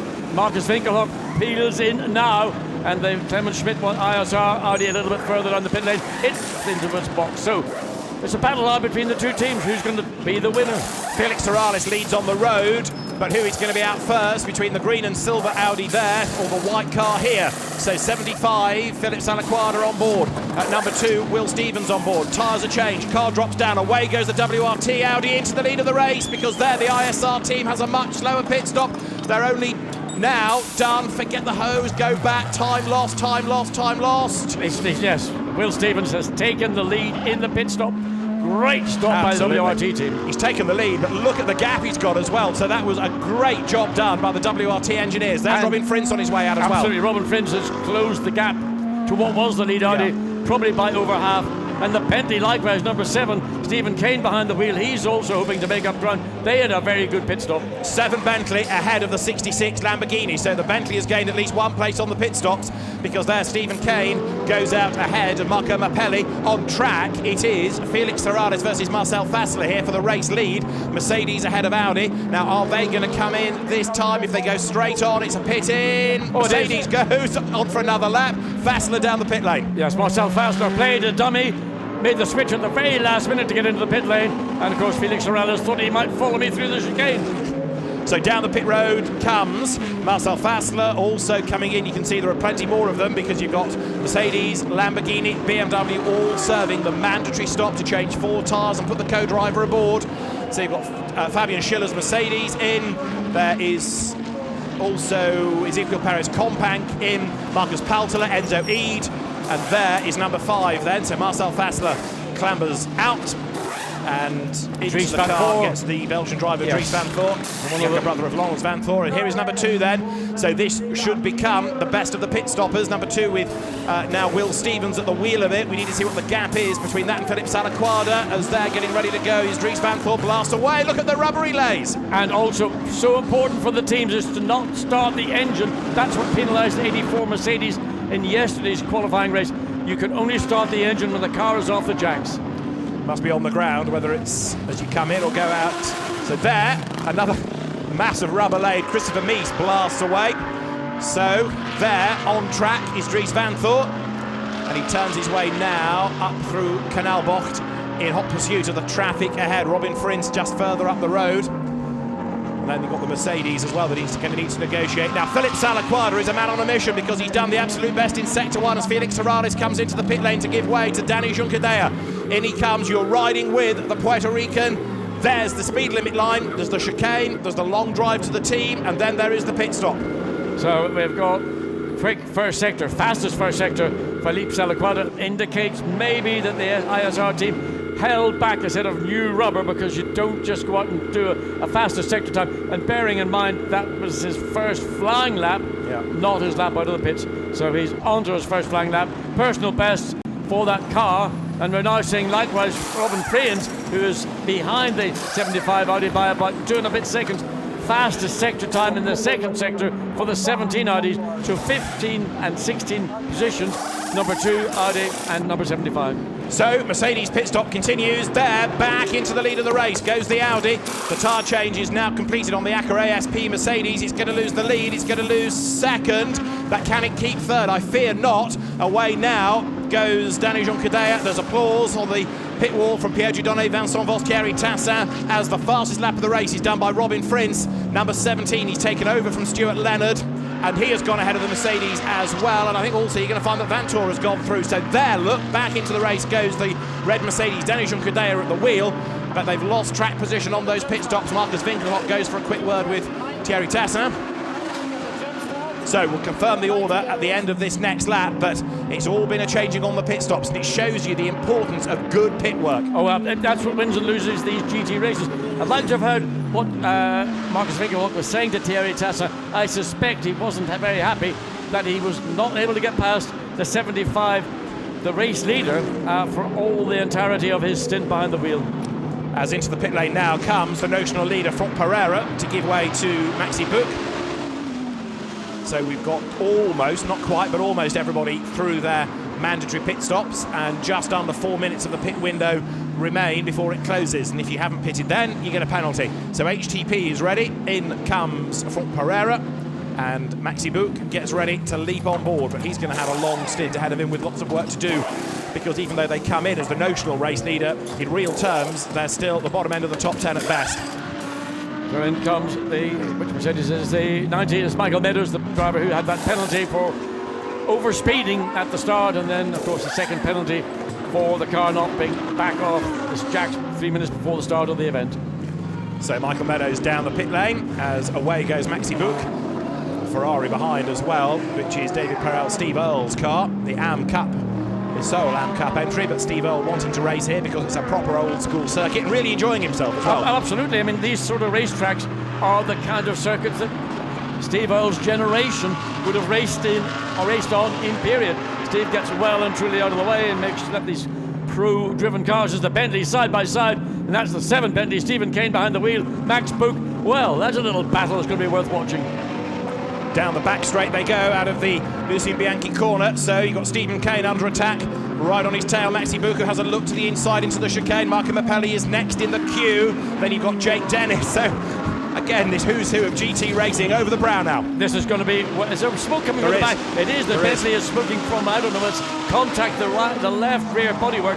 Looks like it's been rearranged. I can't quite see clearly what happened. Is there something rubbing on the back of that left rear? But certainly tyre smoke appeared to come off the Bentley coming through the chicane. Seems to have rubbed itself away now as they come down to the back end of the circuit into the chicane. Hard brake. Nobody can really make a pass there. That's the 63-19. So we're saying now Norbert Siedler behind the wheel of the 19 Lamborghini. A car that has been, not the 19, the 63 has been the winning car of the season to date. But for what occurred at the start, the 63 car has really had a big struggle and is currently 22nd with driving standards flag for 66, which is Marco Mappelli. Just bear in mind that Massano and Brands Hatch, the winner of the qualifying race, also went on to win the main race, but we could well break that tradition here as you look at Marco Mappelli, the man with the fastest lap around the Nordschleife in a production car to his name. Fastest lap of the race now, Christopher Hasse, 20th place. And a 1:29.834, which in race configuration with the amount of traffic, and look at this side by side coming down into the Lucien Bianchi. So the 3 Audi squeeze not Clement Schmidt. It's Jake. It's Peter Schotthorst at the wheel, and he's looking for a way past Jules Szymkowiak, and he's trying to keep Norbert Siedler behind him. So Szymkowiak it is in the Mercedes, who had a 5-place grid drop yesterday because of all his behavioural warning points. He picked up another one this morning in the warm-up for speeding. He's got Peter Schotthorst up behind him, and then next in the queue, Norbert Siedler in that Lamborghini. Bortolotti's Lamborghini, by the way, still 21st with a lot of work to do, as up towards the timing line comes number 2. This is Will Stevens at the wheel of it. He's effectively the best of the pit stoppers as he comes through. Pit window is open for another 35 seconds, and there the race leader is Will Stevens. Behind him, 3 seconds back, Philip Salaquada, but he is closing. Yes, but what's impressive to me is that Christopher Hasse in the 20th position, Audi, his fastest lap, the fastest lap of the race, is 9/10 of a second quicker than Will Stevens' quickest lap, and Will Stevens' quickest lap was on his last lap. So he needs to be on his toes because Salaquada's last lap was 3/10 of a second quicker, and you've got Robin Friends hovering around as well, whose last lap was half a second quicker than Will Stevens. So he needs to be aware. There's the lead Audi, there's the second place Audi, there's the third place Audi. It's like an Audi showroom. I was going to say that's right, but then 4th you've got Dries Vanthoor, Audi. 5th and 6th Mercedes, Ericsson ahead of Jean Cadea.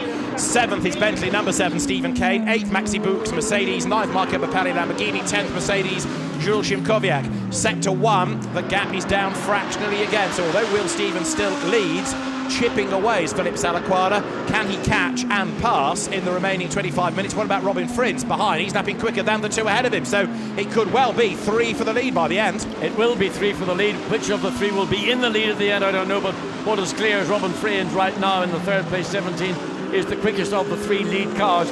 But as is usual, when you catch up to a car, then can you carry your momentum forward? It will not be an easy pass the 17 Audi and the 75, as it will not be an easy pass on the lead car number 2. So 88, the car of Danny Junqueira and Felix Morales having a little moment at the chicane. Not that cost him the lead, of course, because he had to pit and therefore drop back into his earlier position, but losing out against the Mercedes in the hands of Jimmy Eriksson. So that was how fifth switched around.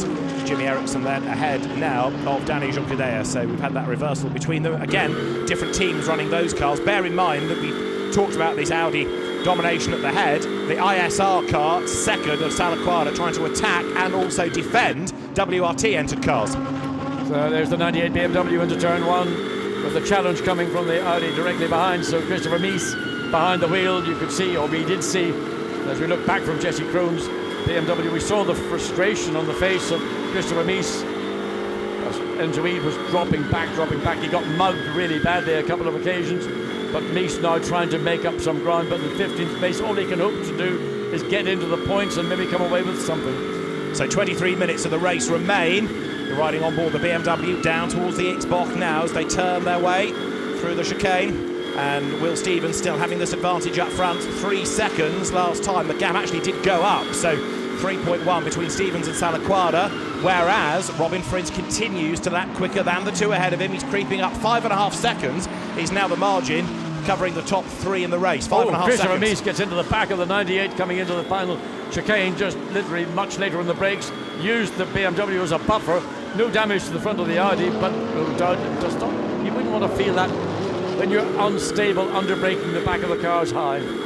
Absolutely right. Now we're getting more and more warnings about track limits, Alvaro Parent being one of them, and he's having a pretty horrible time, of course, down in 30th place, having taken over from Ben Barnicoat. So you're looking back for the BMW. This is the Paltela Jesse Kroon car. Christopher Mies behind the BM in 14th spot as they come over the timing line. The BMW M6 keeping at bay the Audi. And behind Christopher Mies is t'other Christopher Haase, who at the moment has the fastest lap of the race to his name as they work their way out of the first left, up now towards Sterrenwacht. So no gain, no loss. So there's a little battle over 15th position. So 1 or 2 spots Christopher Mies might be thinking, I think maybe if I got a good run out of Lucien Bianchi, the corner in now entering, can I get up alongside the BMW, assuming it doesn't take a bit of territory that I want to put the Audi into. And you can see how much quicker he was off.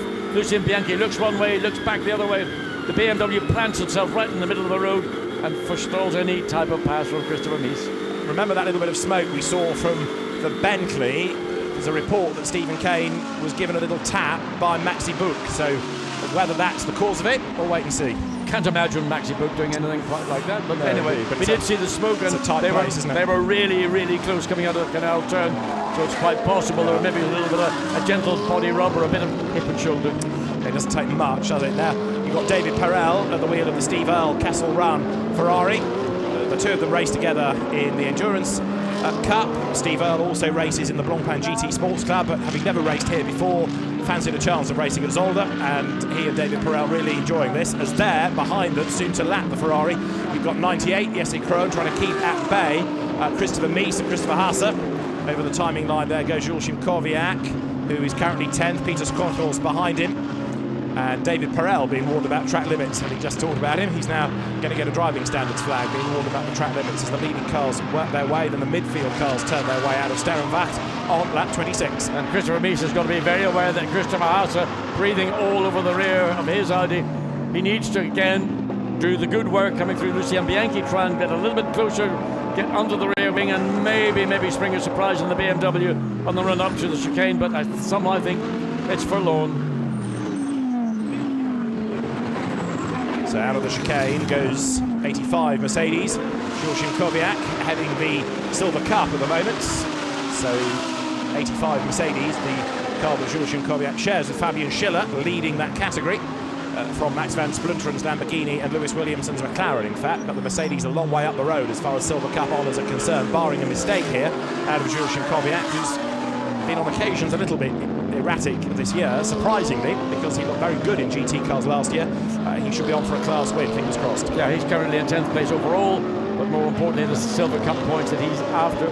Wild child or wild thing, whatever you want to call him, he's got masses of other natural ability and talent, and sometimes it just gets exuberant with those qualities.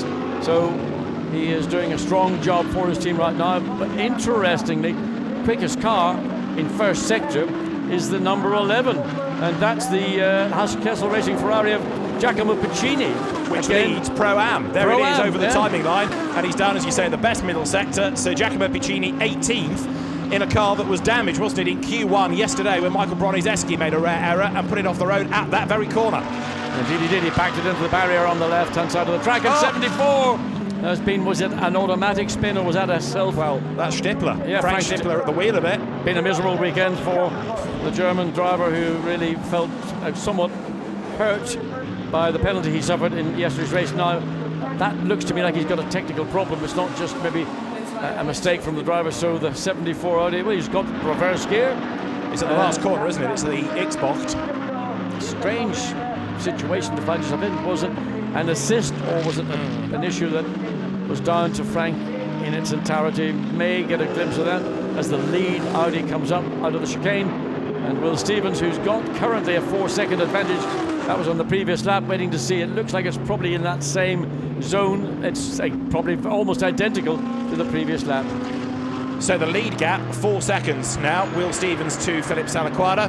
In third place, it's Robin Frins, who is 1.2 seconds back on the second place car. Fourth is Dries Van Toor. In fifth will be Jimmy Eriksson as he crosses the line there with right on his tail Danny Juncadella. Those two covered by just 0.464 of a second. So it's an Audi 1, 2, 3, 4, Mercedes 5, 6, Bentley 7 in the background is Stephen Kane. 8th is Maxi Buch. In the Mercedes, 9th the Lamborghini of Marco Mappelli, the Attempto racing car, and then Jules Szymkowiak rounding out the top 10. Now Frank Stippler, we understand, may have been involved with the Daniel Kalvitz Alexander Matschul Ferrari, because an incident between the two is under investigation. Well, that kind of makes sense. We didn't see it, but undoubtedly there's a reason for Frank Stippler to be in that situation. That wouldn't be something he would do if he was running in clear air. Maxi Buch still struggling to find a way past the number 7 Bentley, and I suspect he realises it ain't going to really happen. Two of the physically larger cars in the field, and it's very easy to make this Zolder track even more narrow. Marcel Fassler sits back and watches Dries Van Voort. Currently in 4th place, the young Belgian is, 5.5 seconds behind 3rd place, Robin Frins. Interesting combination that, isn't it? The old guard, as it were, Marcel Fassler, hugely experienced and young gun in his second year of GT racing. Dries Van Toor, drive-through penalty for Daniel Kalvitz for causing a collision, so it was he that is deemed to have tipped Frank Stippler into his spin. And Daniel Kalvitz, who's not normally somebody that gets involved in incidents, to be fair, is given a drive-through for his pains. 16 minutes to go. Now the BMW here is under attack, isn't it? Because Jesse Krohn, as you look back from the car, has got Christopher Mies crawling all over him. He tries the outside line coming down towards the X-Box, and there's contact there as he tries to go from the outside to the inside. If the door won't open, he's going to try and prise it open, but still they run nose to tail, and the Audi glued to the back of the BMW. Over the timing line they come. To the outside goes Mies, and right there behind them is Christopher Hasse, who's trying to buy into this. Yeah, of course, the reason was the BMW took the inside line going into turn 1. So Christopher Mies had to take the outside line, which of course opened up the door for Christopher Mies to join into this party and make it a 3-way battle for what will be 14th place. 14th place at 74. Frank Stippler out of the race. Yeah. He said a few moments ago it's been a miserable weekend, it has got no better. And of course the problem with dramas in the qualifying race, you're always going to be on the back foot for the main race, and there's further evidence of the problems that a team can have. Bittersweet weekend for ISR. Stippler's car out, but the Salaquada Schmidt entry still second, but not anymore is it catching the race leader. So clearly the pace of Christopher Mies quicker than that of the BMW of Jesse Krohn. He can get all over the back of the BMW, but the BMW just isn't offering up the opportunity, and Christopher Mies certainly knows how to race an Audi. He spent 24 hours driving around the Nürburgring and winning it.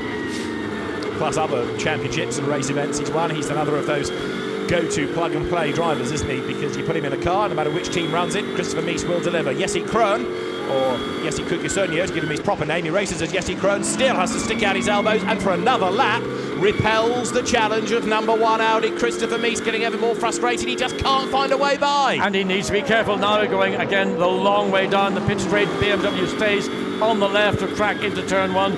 Christopher Mies stays out to the right, tries to make the undercut coming out. He will have more speed, but of course it's a very short sprint down to turn 2. looks to go a long way around the outside. That is the quicker way, but the BMW has sufficient gap. But as Christopher Haase of the three cars could potentially be the one that gains out of this little issue. It's not over yet. 14 minutes to go, and the race leaders are starting to close on a bit more traffic as well. Now here's your second place battle. Robin Frins has hacked away, hasn't he, at Philippe Salaquada's advantage. Meantime, for 14th place, they're still at it, where you've got Krohn, Mies and Haase absolutely together, with Mirko Bortolotti charging on behind them as well as they come over the brow down to the Villeneuve chicane. Is there a gap to the inside that Mies or Haase might be able to benefit from? No is the answer. The BMW looked big at the best of times, and right now it's absolutely filling the circuit as Mies finally tries to get up the inside, and he still can't do it. And no, he can't, and by doing that he's put himself into jeopardy, because Christopher Haase has really closed back. Haase tries to get down the outside of the bottom of the hill into the right hand. Contact between two Mercedes, and that's at the final. Well, that is Jimmy Eriksson and Danny Junqueira. That was the battle for 5th place, and Eriksson gets going again, but there may well be a penalty coming for the other Acura ASP car out of all of this, because it was Junqueira behind. He has also lost places, and what that has done is put Stephen Kane up into 5th place in the Bentley. There is a clearly damaged Mercedes, and Jimmy Eriksson is going to stop. Safety car? I would imagine so, unless it can be a full course yellow, because he's right there at a little access gate into the pit lane, but ISR reckon that's going to be a safety car.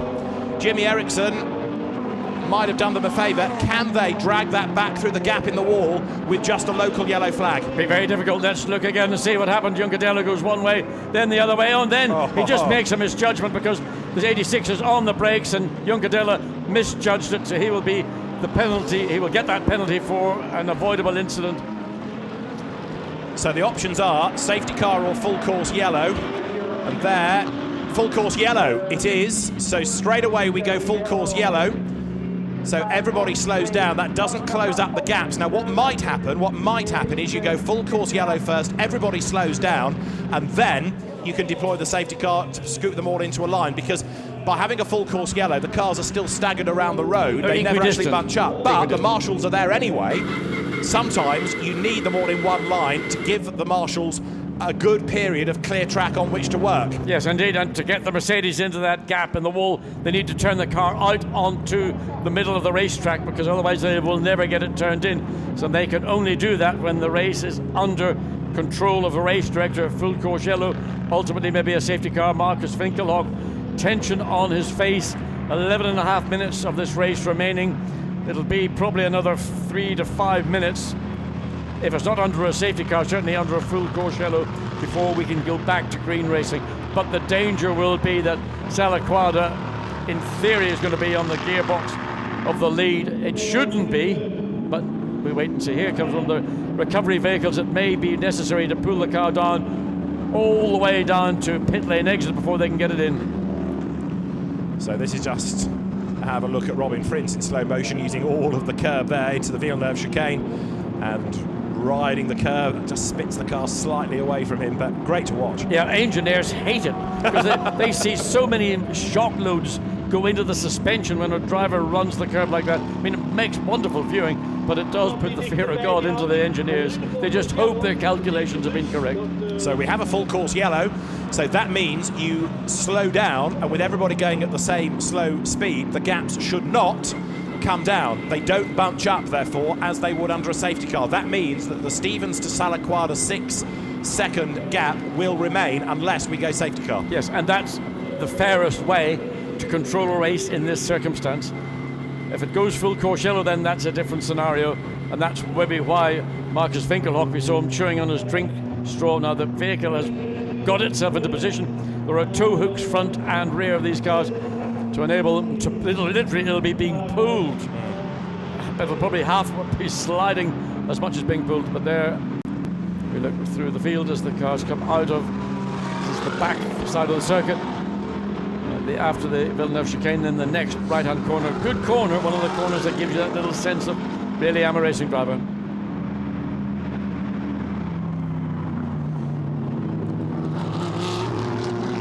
So they're second and third, heading down towards Boulderberg. And this is looking back at the BMW. Christopher Mies behind. And there's a a little nudge, and all of that is under the full course yellow, incidentally. Well, you know, there's been a lot of action all weekend, but will that will be part of it in the steward's room or not? Mute point, I would say. A moot point indeed. Right, there are, from the outside, Krohn and Mies. And the incident is under investigation between the two Mercedes, not surprisingly. So, of course, the other benefit of a full course yellow is it can easily be ended, whereas a safety car, you have to wait till the end of that lap. A full course yellow can be completed anywhere around the lap. The drivers are given a countdown from the race director, which we may be able to eavesdrop on once Alain Adon is happy that the track is clear, and then it could be a green flag on what he calls short notice. In other words, just a few seconds of a count. There, the Mercedes is almost out of harm's way. In fairness to Jimmy Eriksson, he stopped in the right place, didn't he? Realising that it wasn't going to limp round for a lap, he found an access gate and stopped very swiftly. So he did the right thing in that respect. Great shame that his race was compromised. Well, so the he did the right thing for himself and his team, but not for the rest of the race. Well, it's not affected it much because the gaps haven't come down. No, but you want to see racing in the last 10 minutes, yeah, not a full course yellow. But I'd rather he did that than limp round under a white flag. We are going safety car after all. It's taking longer than anticipated to move it, so it will go safety car, and now the gaps will come down. And this is exactly what Clement Schmidt there needed. So safety car boards, of course this means everybody speeds up because they want to catch the crocodile ahead. So the gaps do come down and everybody will be as one at the end of the lap. The safety car has now got, yes, the race leader behind, so all is good. So Will Stevens leads the way and we have got 7.5 minutes. It's going to be a real harum-scarum finish, this. Everybody will bunch up. Now have a look, there's a back marker, isn't there, between the leader and the second place car, so it still doesn't quite work out in favour of ISR. You've still got the fact that Salaquada will have to overtake the Ferrari of Daniel Karlovic before he can think about the leader, and that means that Will Stevens can pull away on the green flag. Well, Will Stevens will breathe easily with that, but the second place car, Salaquada and Robin Freins, will be absolutely using everything they've got in their armoury to find a way past the Ferrari to get the opportunity to get onto the tail of Will Stevens. But having that clear air, we've got just under 7 minutes of this race remaining and we still are under a safety car, so it might be a dash, literally 2-lap dash, maybe 3 to the checkered flag. So is that Mercedes off the road? We'll see when they come out of the final corners through the X chicane, the X bocht, up towards the timing line. There are still, of course, others, as you look at the leaders coming into the X bocht, who are on the back straight, but it's taking longer than anticipated. You can see why we've had to go safety car, because you've got the record truck there, it needs lifting. It couldn't be dragged after all, there was too much rear damage. Yes, indeed, but also the angle the car was at in relation to the opening in the wall was not going to be something you could physically just put the tow truck to and pull it around. So the best solution is to put a pickup truck up. It'll pick the car up, but it's going to take time. We've got just 6 minutes of this race remaining, and I do hope it doesn't finish under the safety car. I do hope that we get at least one racing lap before the checkered flag comes out.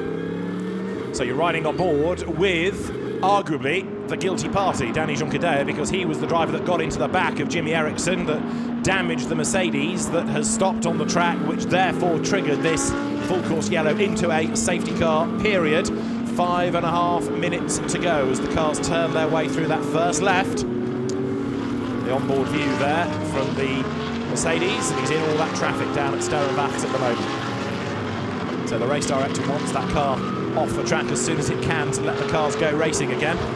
Stephen Kane, of course, could benefit out of all of this, couldn't he? Because the Bentley in 5th place will close right up.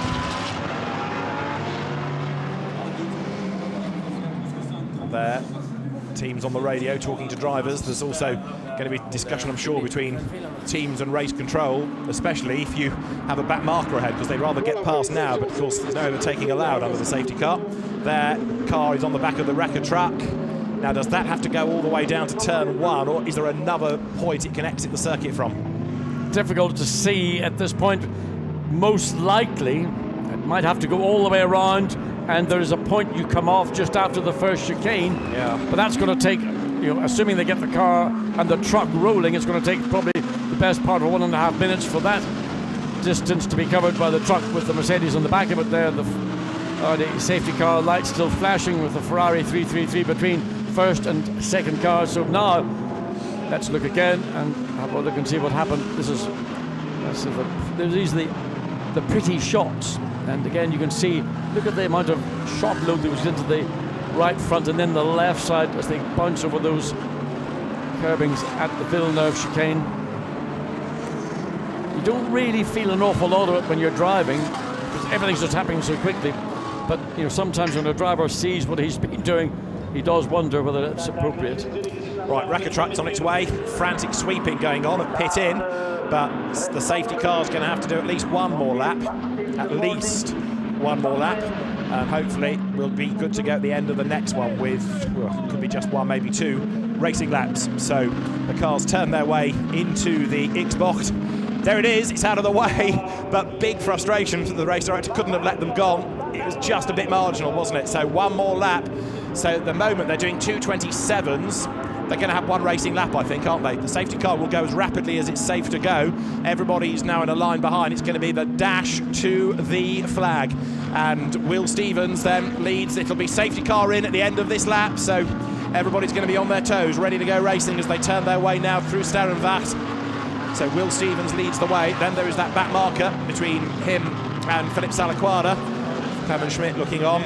Kevin Check on alongside him. There's a nervous Stuart Leonard, winner yesterday with Robin Frins. Could be third today, could be second, could be lower. You never know because he's got Dries Van Toor and Stephen Kane tucked up behind. And then sixth is Maxi Bouk. So the order going green again will be Stevens, Salaquada, Frins, Van Toor, all Audis. Fifth, Stephen Kane, Bentley. Sixth, Maxi Bouk, Mercedes. Seventh, Marco Mappelli, Lamborghini. Eighth, Danny Juncadella being investigated, Mercedes. Ninth, Jules Simkowiak, Silver Cup leader. Mercedes. 10th, Peter Schotthorst, Audi. Lights are still on top of the safety car. When they go out, we'll be good to go racing, and it should happen at the end of this lap as the cars turn their way over the brow, down towards the Villeneuve chicane. Those yellow flags will be withdrawn. We've got 2 minutes and 16 seconds on the clock. Best lap of the race is 1 minute and 29, so it's going to be one lap, isn't it? I'll just squeeze that in. Number 88, Danny Juncadella, gets a 1 minute stop go, converted to a 90-second penalty added to the race time for causing the collision. They can't give him, with the remaining time of the race, that stop and go penalty, so it's added to his race time at the end. So Juncadella runs 8th, but will be penalised 90 seconds for getting into the back of Jimmy Eriksson, causing that collision. So that is going to give another place to Simkowiak, Schotthorst, and it'll put Norbert Siedler into the top 10. Right, there is now effectively less than a lap time left in the race as they will work their way out of the chicane. So we know it's going to be the last lap. The safety car will peel off. Will Stevens leads the way, but Daniel Kalvitz there in the Ferrari hopefully will get out of the way. He's a quick driver, but in a Pro-Am car he's going to have to bear in mind the pace of those around him as they come over the timing line. Does Daniel Kalvitz get out of the way? He doesn't want to lift and compromise his own run too much. They go through with Will Stevens leading, and Kalvitz stays then on the outside line. Let's through on the inside, Salaquada, who goes deep into the corner. Does that now give Robin Frins a chance to challenge for second place? Yes, it does, to the inside line there. Robin Frins goes charging up on the inside of the ISR round. He can't quite do it. He's got a tighter line as he also has to defend from Dries Van Toor up behind him. Van Toor has now got the Ferrari behind him, and that prevents Stephen Kane from challenging. The Ferrari a lap down, being a bit of a spoiler in the pack here as Stephen Kane is now frustrated. He can't do anything about the Audis as they run down the back straight. For as long as Salaquada is defending second, he can't attack the leader. So WRT again doing a good team job. There is Stephen Kane lapping the Ferrari. Sets off in pursuit of the Audi Steamroller up front. Stephen Kane 5th as Will Stevens leads, looking for a maiden Blancpain GT Series win. Been a good weekend for the Brits at Audi. Stuart Leonard winning yesterday. Will Stevens seemingly on target for a win today. Stuart Leonard could be third thanks to Robin Frins' efforts, and Robin still pushing as the cars dance their way over the curb at the Villeneuve chicane. The leader is getting away as Salaquada has to go defensive and hang on to second place. Down they come now towards Boulderberg. Up the inside looks Robin Frins, but Philippe Salaquada doing a good job in fairness. Fends him off, runs now through the ring curve. Clement Schmidt watching. He could be on for his best Blancpain result as well in second place. They've had a 15th and a retirement in the previous two main races, but Will Stevens then is about to come through.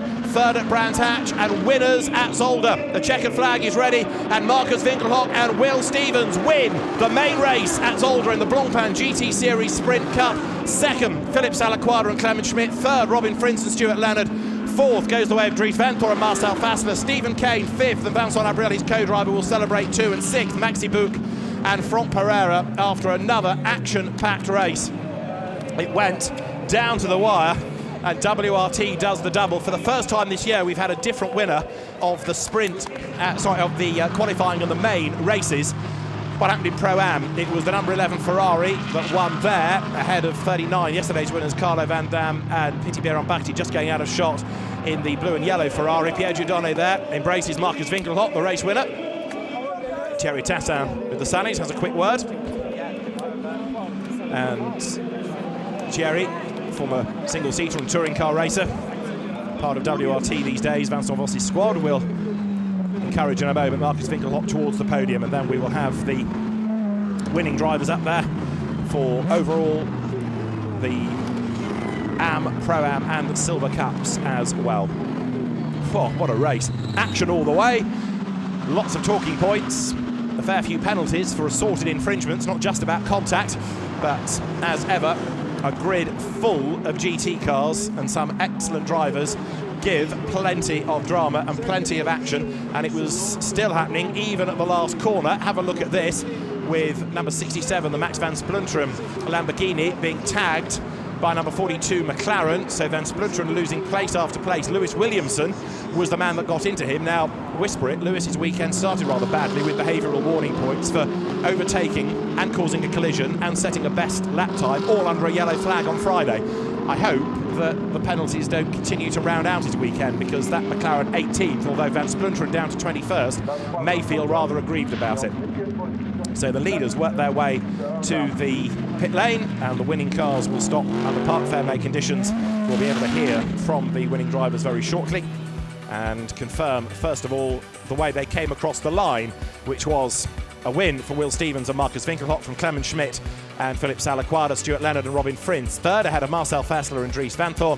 Vincent Abril and Stephen Kane fifth from Franck Pereira and Maxi Bouc and Giovanni Venturini. And Marco Mappelli's best yet, seventh, ahead of Fabian Schiller, Joachim Kowiak, Jake Dennis and Peter Scotthouse ninth, and Norbert Siedler and Ezequiel Perez-Companc rounding out the top 10.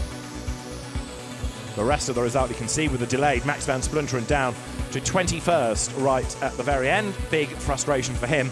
Pro-Am honours going the way of Giacomo Piccini and Michael Bronizeski from Piti Bieron-Bahti and Carlo Van Dam, with Jean-Luc Bobelic and Jules Gounon taking third. And of course the 1AM entrant, David Perel and Steve Earle, taking a class win in 26th place overall. So Will Stevens then, the former Grand Prix racer, busy GT and sports prototype racer these days, wins. Philippe Salaquada 4/10ths back at the end. He and Clement Schmidt delighted with their best result. And there, Will Stevens heads over to embrace the WRT guys and to thank them for all their hard work over the weekend. A frustrating start to the weekend for Audi. I wonder what that was he was giving to the engineer. Anyway, John might ask him in a moment. What was that all about? There, Clement Schmidt, Philippe Salaquada, and Robin Frins perhaps a bit frustrated today that he just couldn't find his way through the traffic.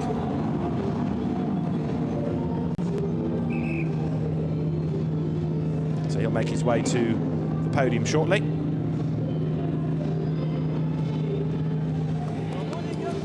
Will Stevens helmet off, and another of the many drivers, almost everybody on this grid, started off in single-seaters before moving to sports cars, but of course he did get to Formula 1, Caterham and then Manor. Marcus Winkelhock had one Grand Prix for what was then the Spiker team, and he led it as well, that quirky European Grand Prix in the wet, dry conditions at the Nürburgring in 2007. So, as there, Philippe Salaquada and Clement Schmidt have a walk to the ISR team. It is time perhaps that we caught up with Will Stevens and Marcus Winkelhock. Down in the Parc Fermé area is John Watson. Will Stevens, congratulations, but how stressful was that last 5 minutes? A little bit, to be honest, because I think we actually had a small issue on the last lap. So I was trying to nurse it home. I was hoping the safety car would go on for a while, but Winky did a great job at the start.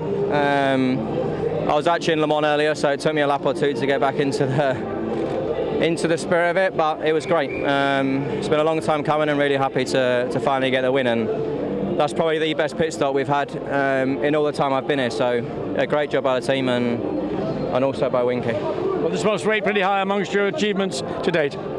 Yeah, I mean, it's important for me, you know. Obviously it's a career change, and I need to prove myself that I can do a good job in this category, and now the results are starting to come. I'm really feeling confident, and hopefully we'll have many more this year. Well done. Marcus, you had a great battle with the 75 sister, the ISR car. At a number of occasions, you look like you're going to make the pass, but I never could make it stick. Yeah, it's so difficult to overtake here in Zolder, and I tried it a few times, but then he made some mistakes, and then we were actually at the package, we were losing some time compared to the guys behind us, and then I thought, okay, it's better actually to let him drive, to go our speed, and to make the gap to the cars behind us even bigger, that we are safe for the pit stops. And as our team is doing such good pit stops the last couple of races, I was just hoping for another good one, and it worked out, so we gained a position in the pit. Well, the pass in the pitch is a bonus. Well done. Fantastic drive, both of you. Will Stevens, just to finish the point he was making, has been away at Le Mans because it's the Le Mans test weekend, so he's been in a very different sort of car as well as a different kind of circuit, but being able to adapt to a GT car rapidly and taking the race win by 0.467 of a second. Shows the versatility of a professional driver, doesn't it? Second place drivers come next, Philippe Salaquada and Clement Schmidt. Let's hear their thoughts. Let's go back to Watty. Philippe Salaquada, Clement Schmidt, great position, hard battle, always fighting for position. Yeah, it was. We started the year with not very good result. We didn't finish, but now this time I'm so happy that we did it. We finished P2, and yeah, it was last lap was quite hard because I had to defend the position. Robin was behind me, and I had to brake late, so he almost got me. But I'm very happy also for Clemens. He did a great start, so like that we can finish on the podium. Well done, Clemens. You had Marcus Winkelhock all over you. Tried to pass, you got alongside, but you always managed to maintain your situation. Yeah, I had a lot of practice in Monza already with the Ferrari behind me. There we had the bunch of 5 minutes before the end. Now we got our podium. I'm really happy with that. And at the beginning, the battle with Winky was really hard, but we both fight it fair. And with him, it's always good to race. And I think in the last 4 races, we always managed somehow to find ourselves in the race. And I'm quite happy. Very, very pleasing result. Well done, guys. Thank you. So the best of the season, be it endurance or sprint, for the ISR team. One of the engineers on that car, Dave Benbow, the British engineer, massively experienced with a history in the DTM and the British Touring Car Championship, and he'll be well chuffed with those drivers' efforts as well. Third, of course, going to Robin Frins and Stuart Leonard. John. Stuart Leonard, at the start, looked like you got mugged, or were you just being absolutely correct in the speed over the line? No, I did everything correctly and I got mugged, to be honest. Had 2 cars jump me, and it's obviously not pleasant when that happens. And, you know, as the lead car, I should have been the pacemaker. I knew exactly what I had been doing. I'd been over with the race director and all the guys in the team. And in the end, I got jump started, which obviously isn't pleasant. No, there's a lot of pressure starting in pole position as well. That's true, there was, but I did my homework and I made sure that I knew exactly what I was doing, and I did everything correctly, and that's how it ended. Robin finished third. You hunted down the second and first place cars. Safety car maybe give you that last moment opportunity. Yeah, I was hoping for more laps, as I was quicker than the car in front of me, especially on brakes. I wanted to have a go on him, especially in turn 2 when he was going wide because of the Ferrari. But yeah, it would be silly to lose P3 in the last lap. But pace was good. And I was happy with the car, so team did a good job. Just a bit unlucky at the beginning, but that's racing. Well, first and a third, a good points haul. You must be happy. Yeah, podium is always good. Well done. That incident we saw at the end, Lewis Williamson getting into the number 67 Max van Splunter and Lamborghini. He has been given a stop-go penalty converted to 90 seconds for causing a collision. So number 42 will drop down the order once that 90-second penalty is applied. So although 18th across the timing line, add 90 seconds to Lewis Williamson's race time and he will fall a long, long way back. So the drivers now being rounded up, ready for the podium. And very shortly they will make their way up the steps with the overall podium Pro-Am, won by Giacomo Piccini and Michael Bronizeski, and the Silver Cup, Jules Szymkowiak and Fabian Schiller. Let's have a look at the Sprint Cup points. Maxi Buch and Franck Pereira ahead now of Marcus Winkelhock and Will Stevens, Stuart Leonard and Robin Frins at third and fourth. Why are they split apart? It's because at the start of the year, Stuart Leonard drove with Jamie Green, so in the system, they come out of 2 different entries, and they all now are ahead of the erstwhile leaders, Mirko Bortolotti and Christian Engelhardt, who led coming here this weekend. there's the pit stop challenge podium as well to factor in for the fastest times through the races. And as you can see, it's all rather Audi, all rather WRT. Well, they have got more cars, but it's been an excellent job for third and for second, and for the best pit stop from the Audi teams, turning the drivers around, turning the tyres on and off. Remember, it's just the two that have to do all four corners of the car, and the data tells you which was the fastest pit stop, and there is a check to go to the top three. 1,000 euros, 1,500, and to the winners, 2,000, and the trophy as well. So, a very happy WRT, underlining why car number 2 came out with such a good advantage in the race because of excellent pit work. And as the engineers leave the podium, we'll be ready in a moment with the trophies for the drivers' celebrations to get underway as well.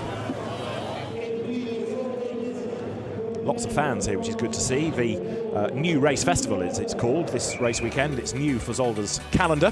And if you take the overall Blancpain Championship of Endurance and Sprint together, you now get Bortolotti and Engelhardt 4 points ahead of Maxi Buch and Franck Pereira, with Andrea Caldarelli third, only doing Endurance. Vincent Avril fourth ahead of Jimmy Eriksson. Then Marcus Winkelhock and Will Stevens come next, with Stuart Leonard and Robin Frins with Stephen Kane, the man that rounds out the top 10, ahead of Michael Meadows and Raffaele Marciello. Passing Lathoris, Alessandro Pierguidi, Michele Rugolo, they're only doing Endurance. They come next, ahead of Jesti Kroon and Marcus Palzler, with Marcel Fassler, Dries Van Thor, and the Russian driver Victor Scheitar next. Victor, another Endurance-only driver. Third overall then, Robin Frins, and the taller British driver Stuart Leonard alongside him as they make their way onto the steps. Then for second place, Clement Schmidt and the Czech driver Filip Salaquada, who we saw in Blancpain GT racing in the very first year of the Blancpain Endurance Series. Philippe had a go for Michael Bartel's Vita 4-1 Ferrari team. The winning team is WRT, and the winning drivers, Will Stevens, his first Blancpain GT victory, and Marcus Winkelhock. I think I'm right in saying it's Marcus's first endurance win. Of course, he was part of the FIA GT1 World Championship winning team a long while ago in Mercedes days, but now very much part of the Audi family. And Marcus Winkelhock and Will Stevens win in Belgium for the Belgian team, WRT.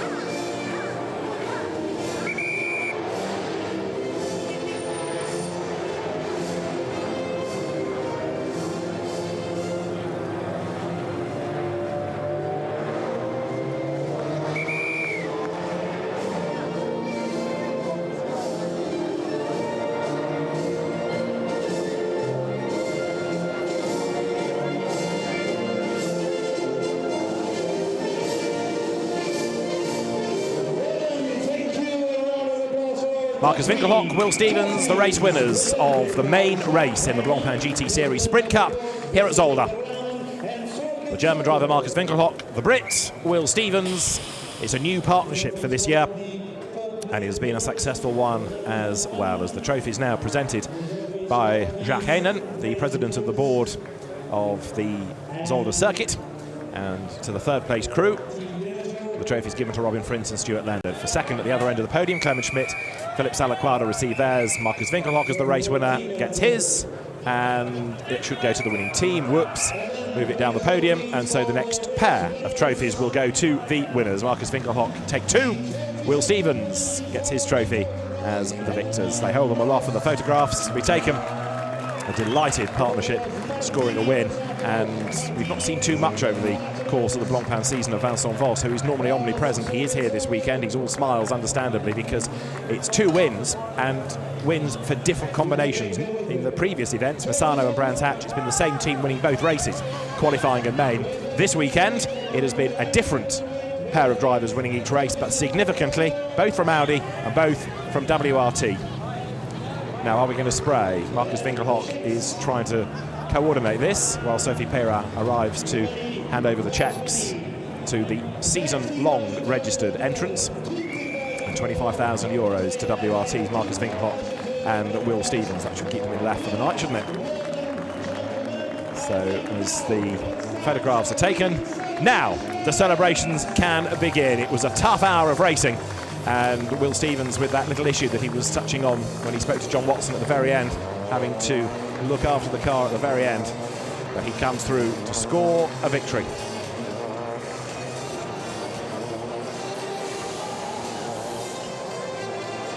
It's great to see Audi bouncing back, and although we had Lamborghini domination at the start of the season, now Audi looks as though it is the brand to beat once again, although it's a rather different circuit than one or two that we will be going to later in the season. It's been an all-action weekend here at Zolder, and the next Blancpain GT Series race will go back to the Endurance Cup at the end of June, and Paul Ricard will be the venue for the next endurance race, and it will be there, a very different format, I'm sure.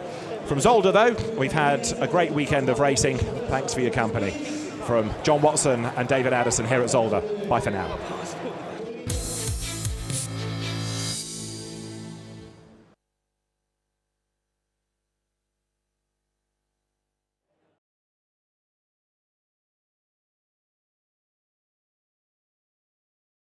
Will be getting underway shortly. There is the Silver Cup, the Pro-Am, and there's an Am winning combination as well to recognise the efforts of, and so the drivers now will be called forward up to the podium.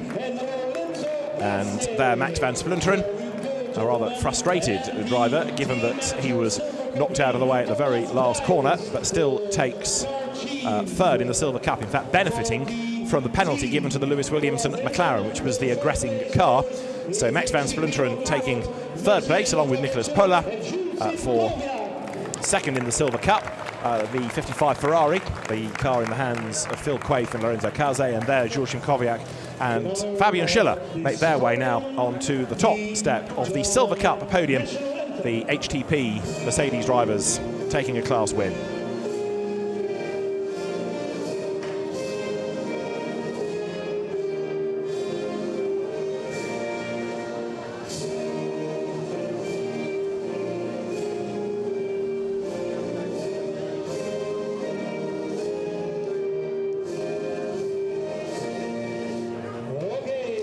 So for HTP Motorsport, the national anthem played, and now the trophies will be presented as Hugo Leroy, the President of the General Assembly for the Zolder circuit, makes his way up onto the podium and hands over the trophies to the top three Silver Cup drivers.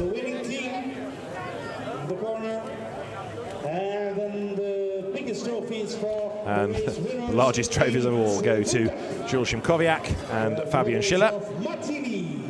Jules Szymkowiak, who we saw doing great things in the Sprint Cup last year with Ben Schneider, and part of this ever-expanding, it feels, HTP Motorsport squad in the Blancpain GT Series. There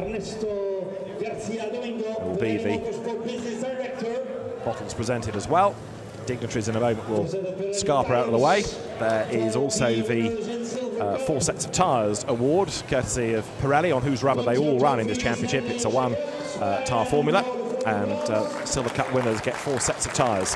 The Silver Cup for the either young aspiring drivers or the quick AM drivers like Michael Bronizeski, for example. But we've got Phil Quaife and Lorenzo Calze soaking each other in the fizz. Jules Szymkowiak and Fabian Schiller on the top step of the podium, claiming some honours in the end for HTP after a frustrating weekend. But Jules Szymkowiak, former Formula 3 teammate to Max Verstappen going back a few seasons, is content after a weekend that started badly with a 5-place grid drop for the qualifying race. Things have improved over the course of the 3 days for him. So as the drivers leave the podium, next will be Pro-Am, which was rather Ferrari dominated up the front. Let's just confirm, though, the Pro-Am Championship, where Daniel Karlowitz and Alexander Matschel are the leaders, ahead of Carlo Van Dam and Piti Bieran-Bahti, then Michael Bronizeski and Giacomo Piccini, ahead of Jean-Luc Bobelic and Jules Gounon, with Christophe Bourret and Jean-Philippe Belloc next, and then the absent Kenneth Heyer and Yoshi Mori next in the standings. That's Steve Earle, who, along with David Perel, claims AM honours. They were literally in a class of their own, but are invited onto the podium as the AM winners. And then we have Jean-Luc Bobelic and Jules Gounon for third in Pro-Am to make their way up onto the podium. There is the familiar shape of Jean-Luc Bobelic, and Jules, son of Jean-Marc Gounon, his gun co-driver. Then for second place, Carlo Van Dam, the Dutchman who's not raced here for 11 years, but counts it as a home race. He does much of his racing in Asia, so he's a great enthusiast of being back on European soil. Piti Beirambakhti is the man that joins him on the podium for second in Pro-Am, but a class win, making amends for the damage sustained in Q1 yesterday morning as Kessel Racing's representative steps forward. We will have Giacomo Piccini and Michael Broniszewski as the Pro-Am winners. Michael, who is very much an Am Plus, ex-Ferrari Challenge racer, but has raced in and won in Blancpain in the European Le Mans Series, in the Blancpain GT Sports Club as well, where he's been pretty hard to beat and has almost been outlawed from that this year because he's very much at home in this and also in the Endurance Cup, as the national anthem of the winning team played for Kessel Racing's Giacomo Piccini and Michael Broniszewski.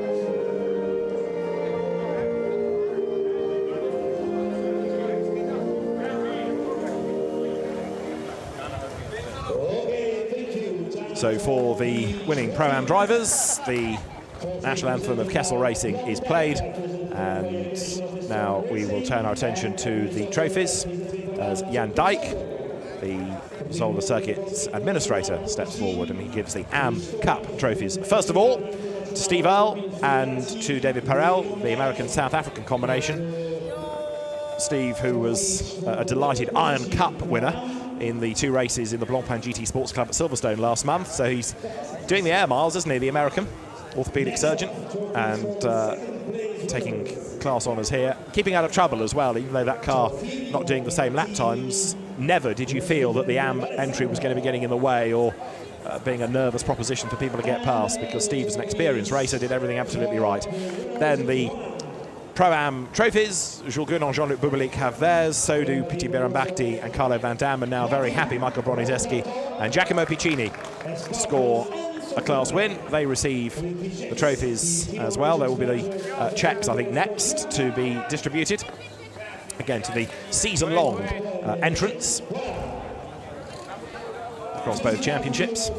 So for third place, Jean-Luc Bobelic, Jules Gounon receive the money, and they're the class winners as well, get 25,000 euros. A job well done for Michael Broniszewski and Giacomo Piccini for Kessel Racing. For Kessel Racing, the Pro-Am Class 1 by Michael Broniszewski and Giacomo Piccini. And now some drivers scurry away from the podium, others soak up, quite literally, the moment.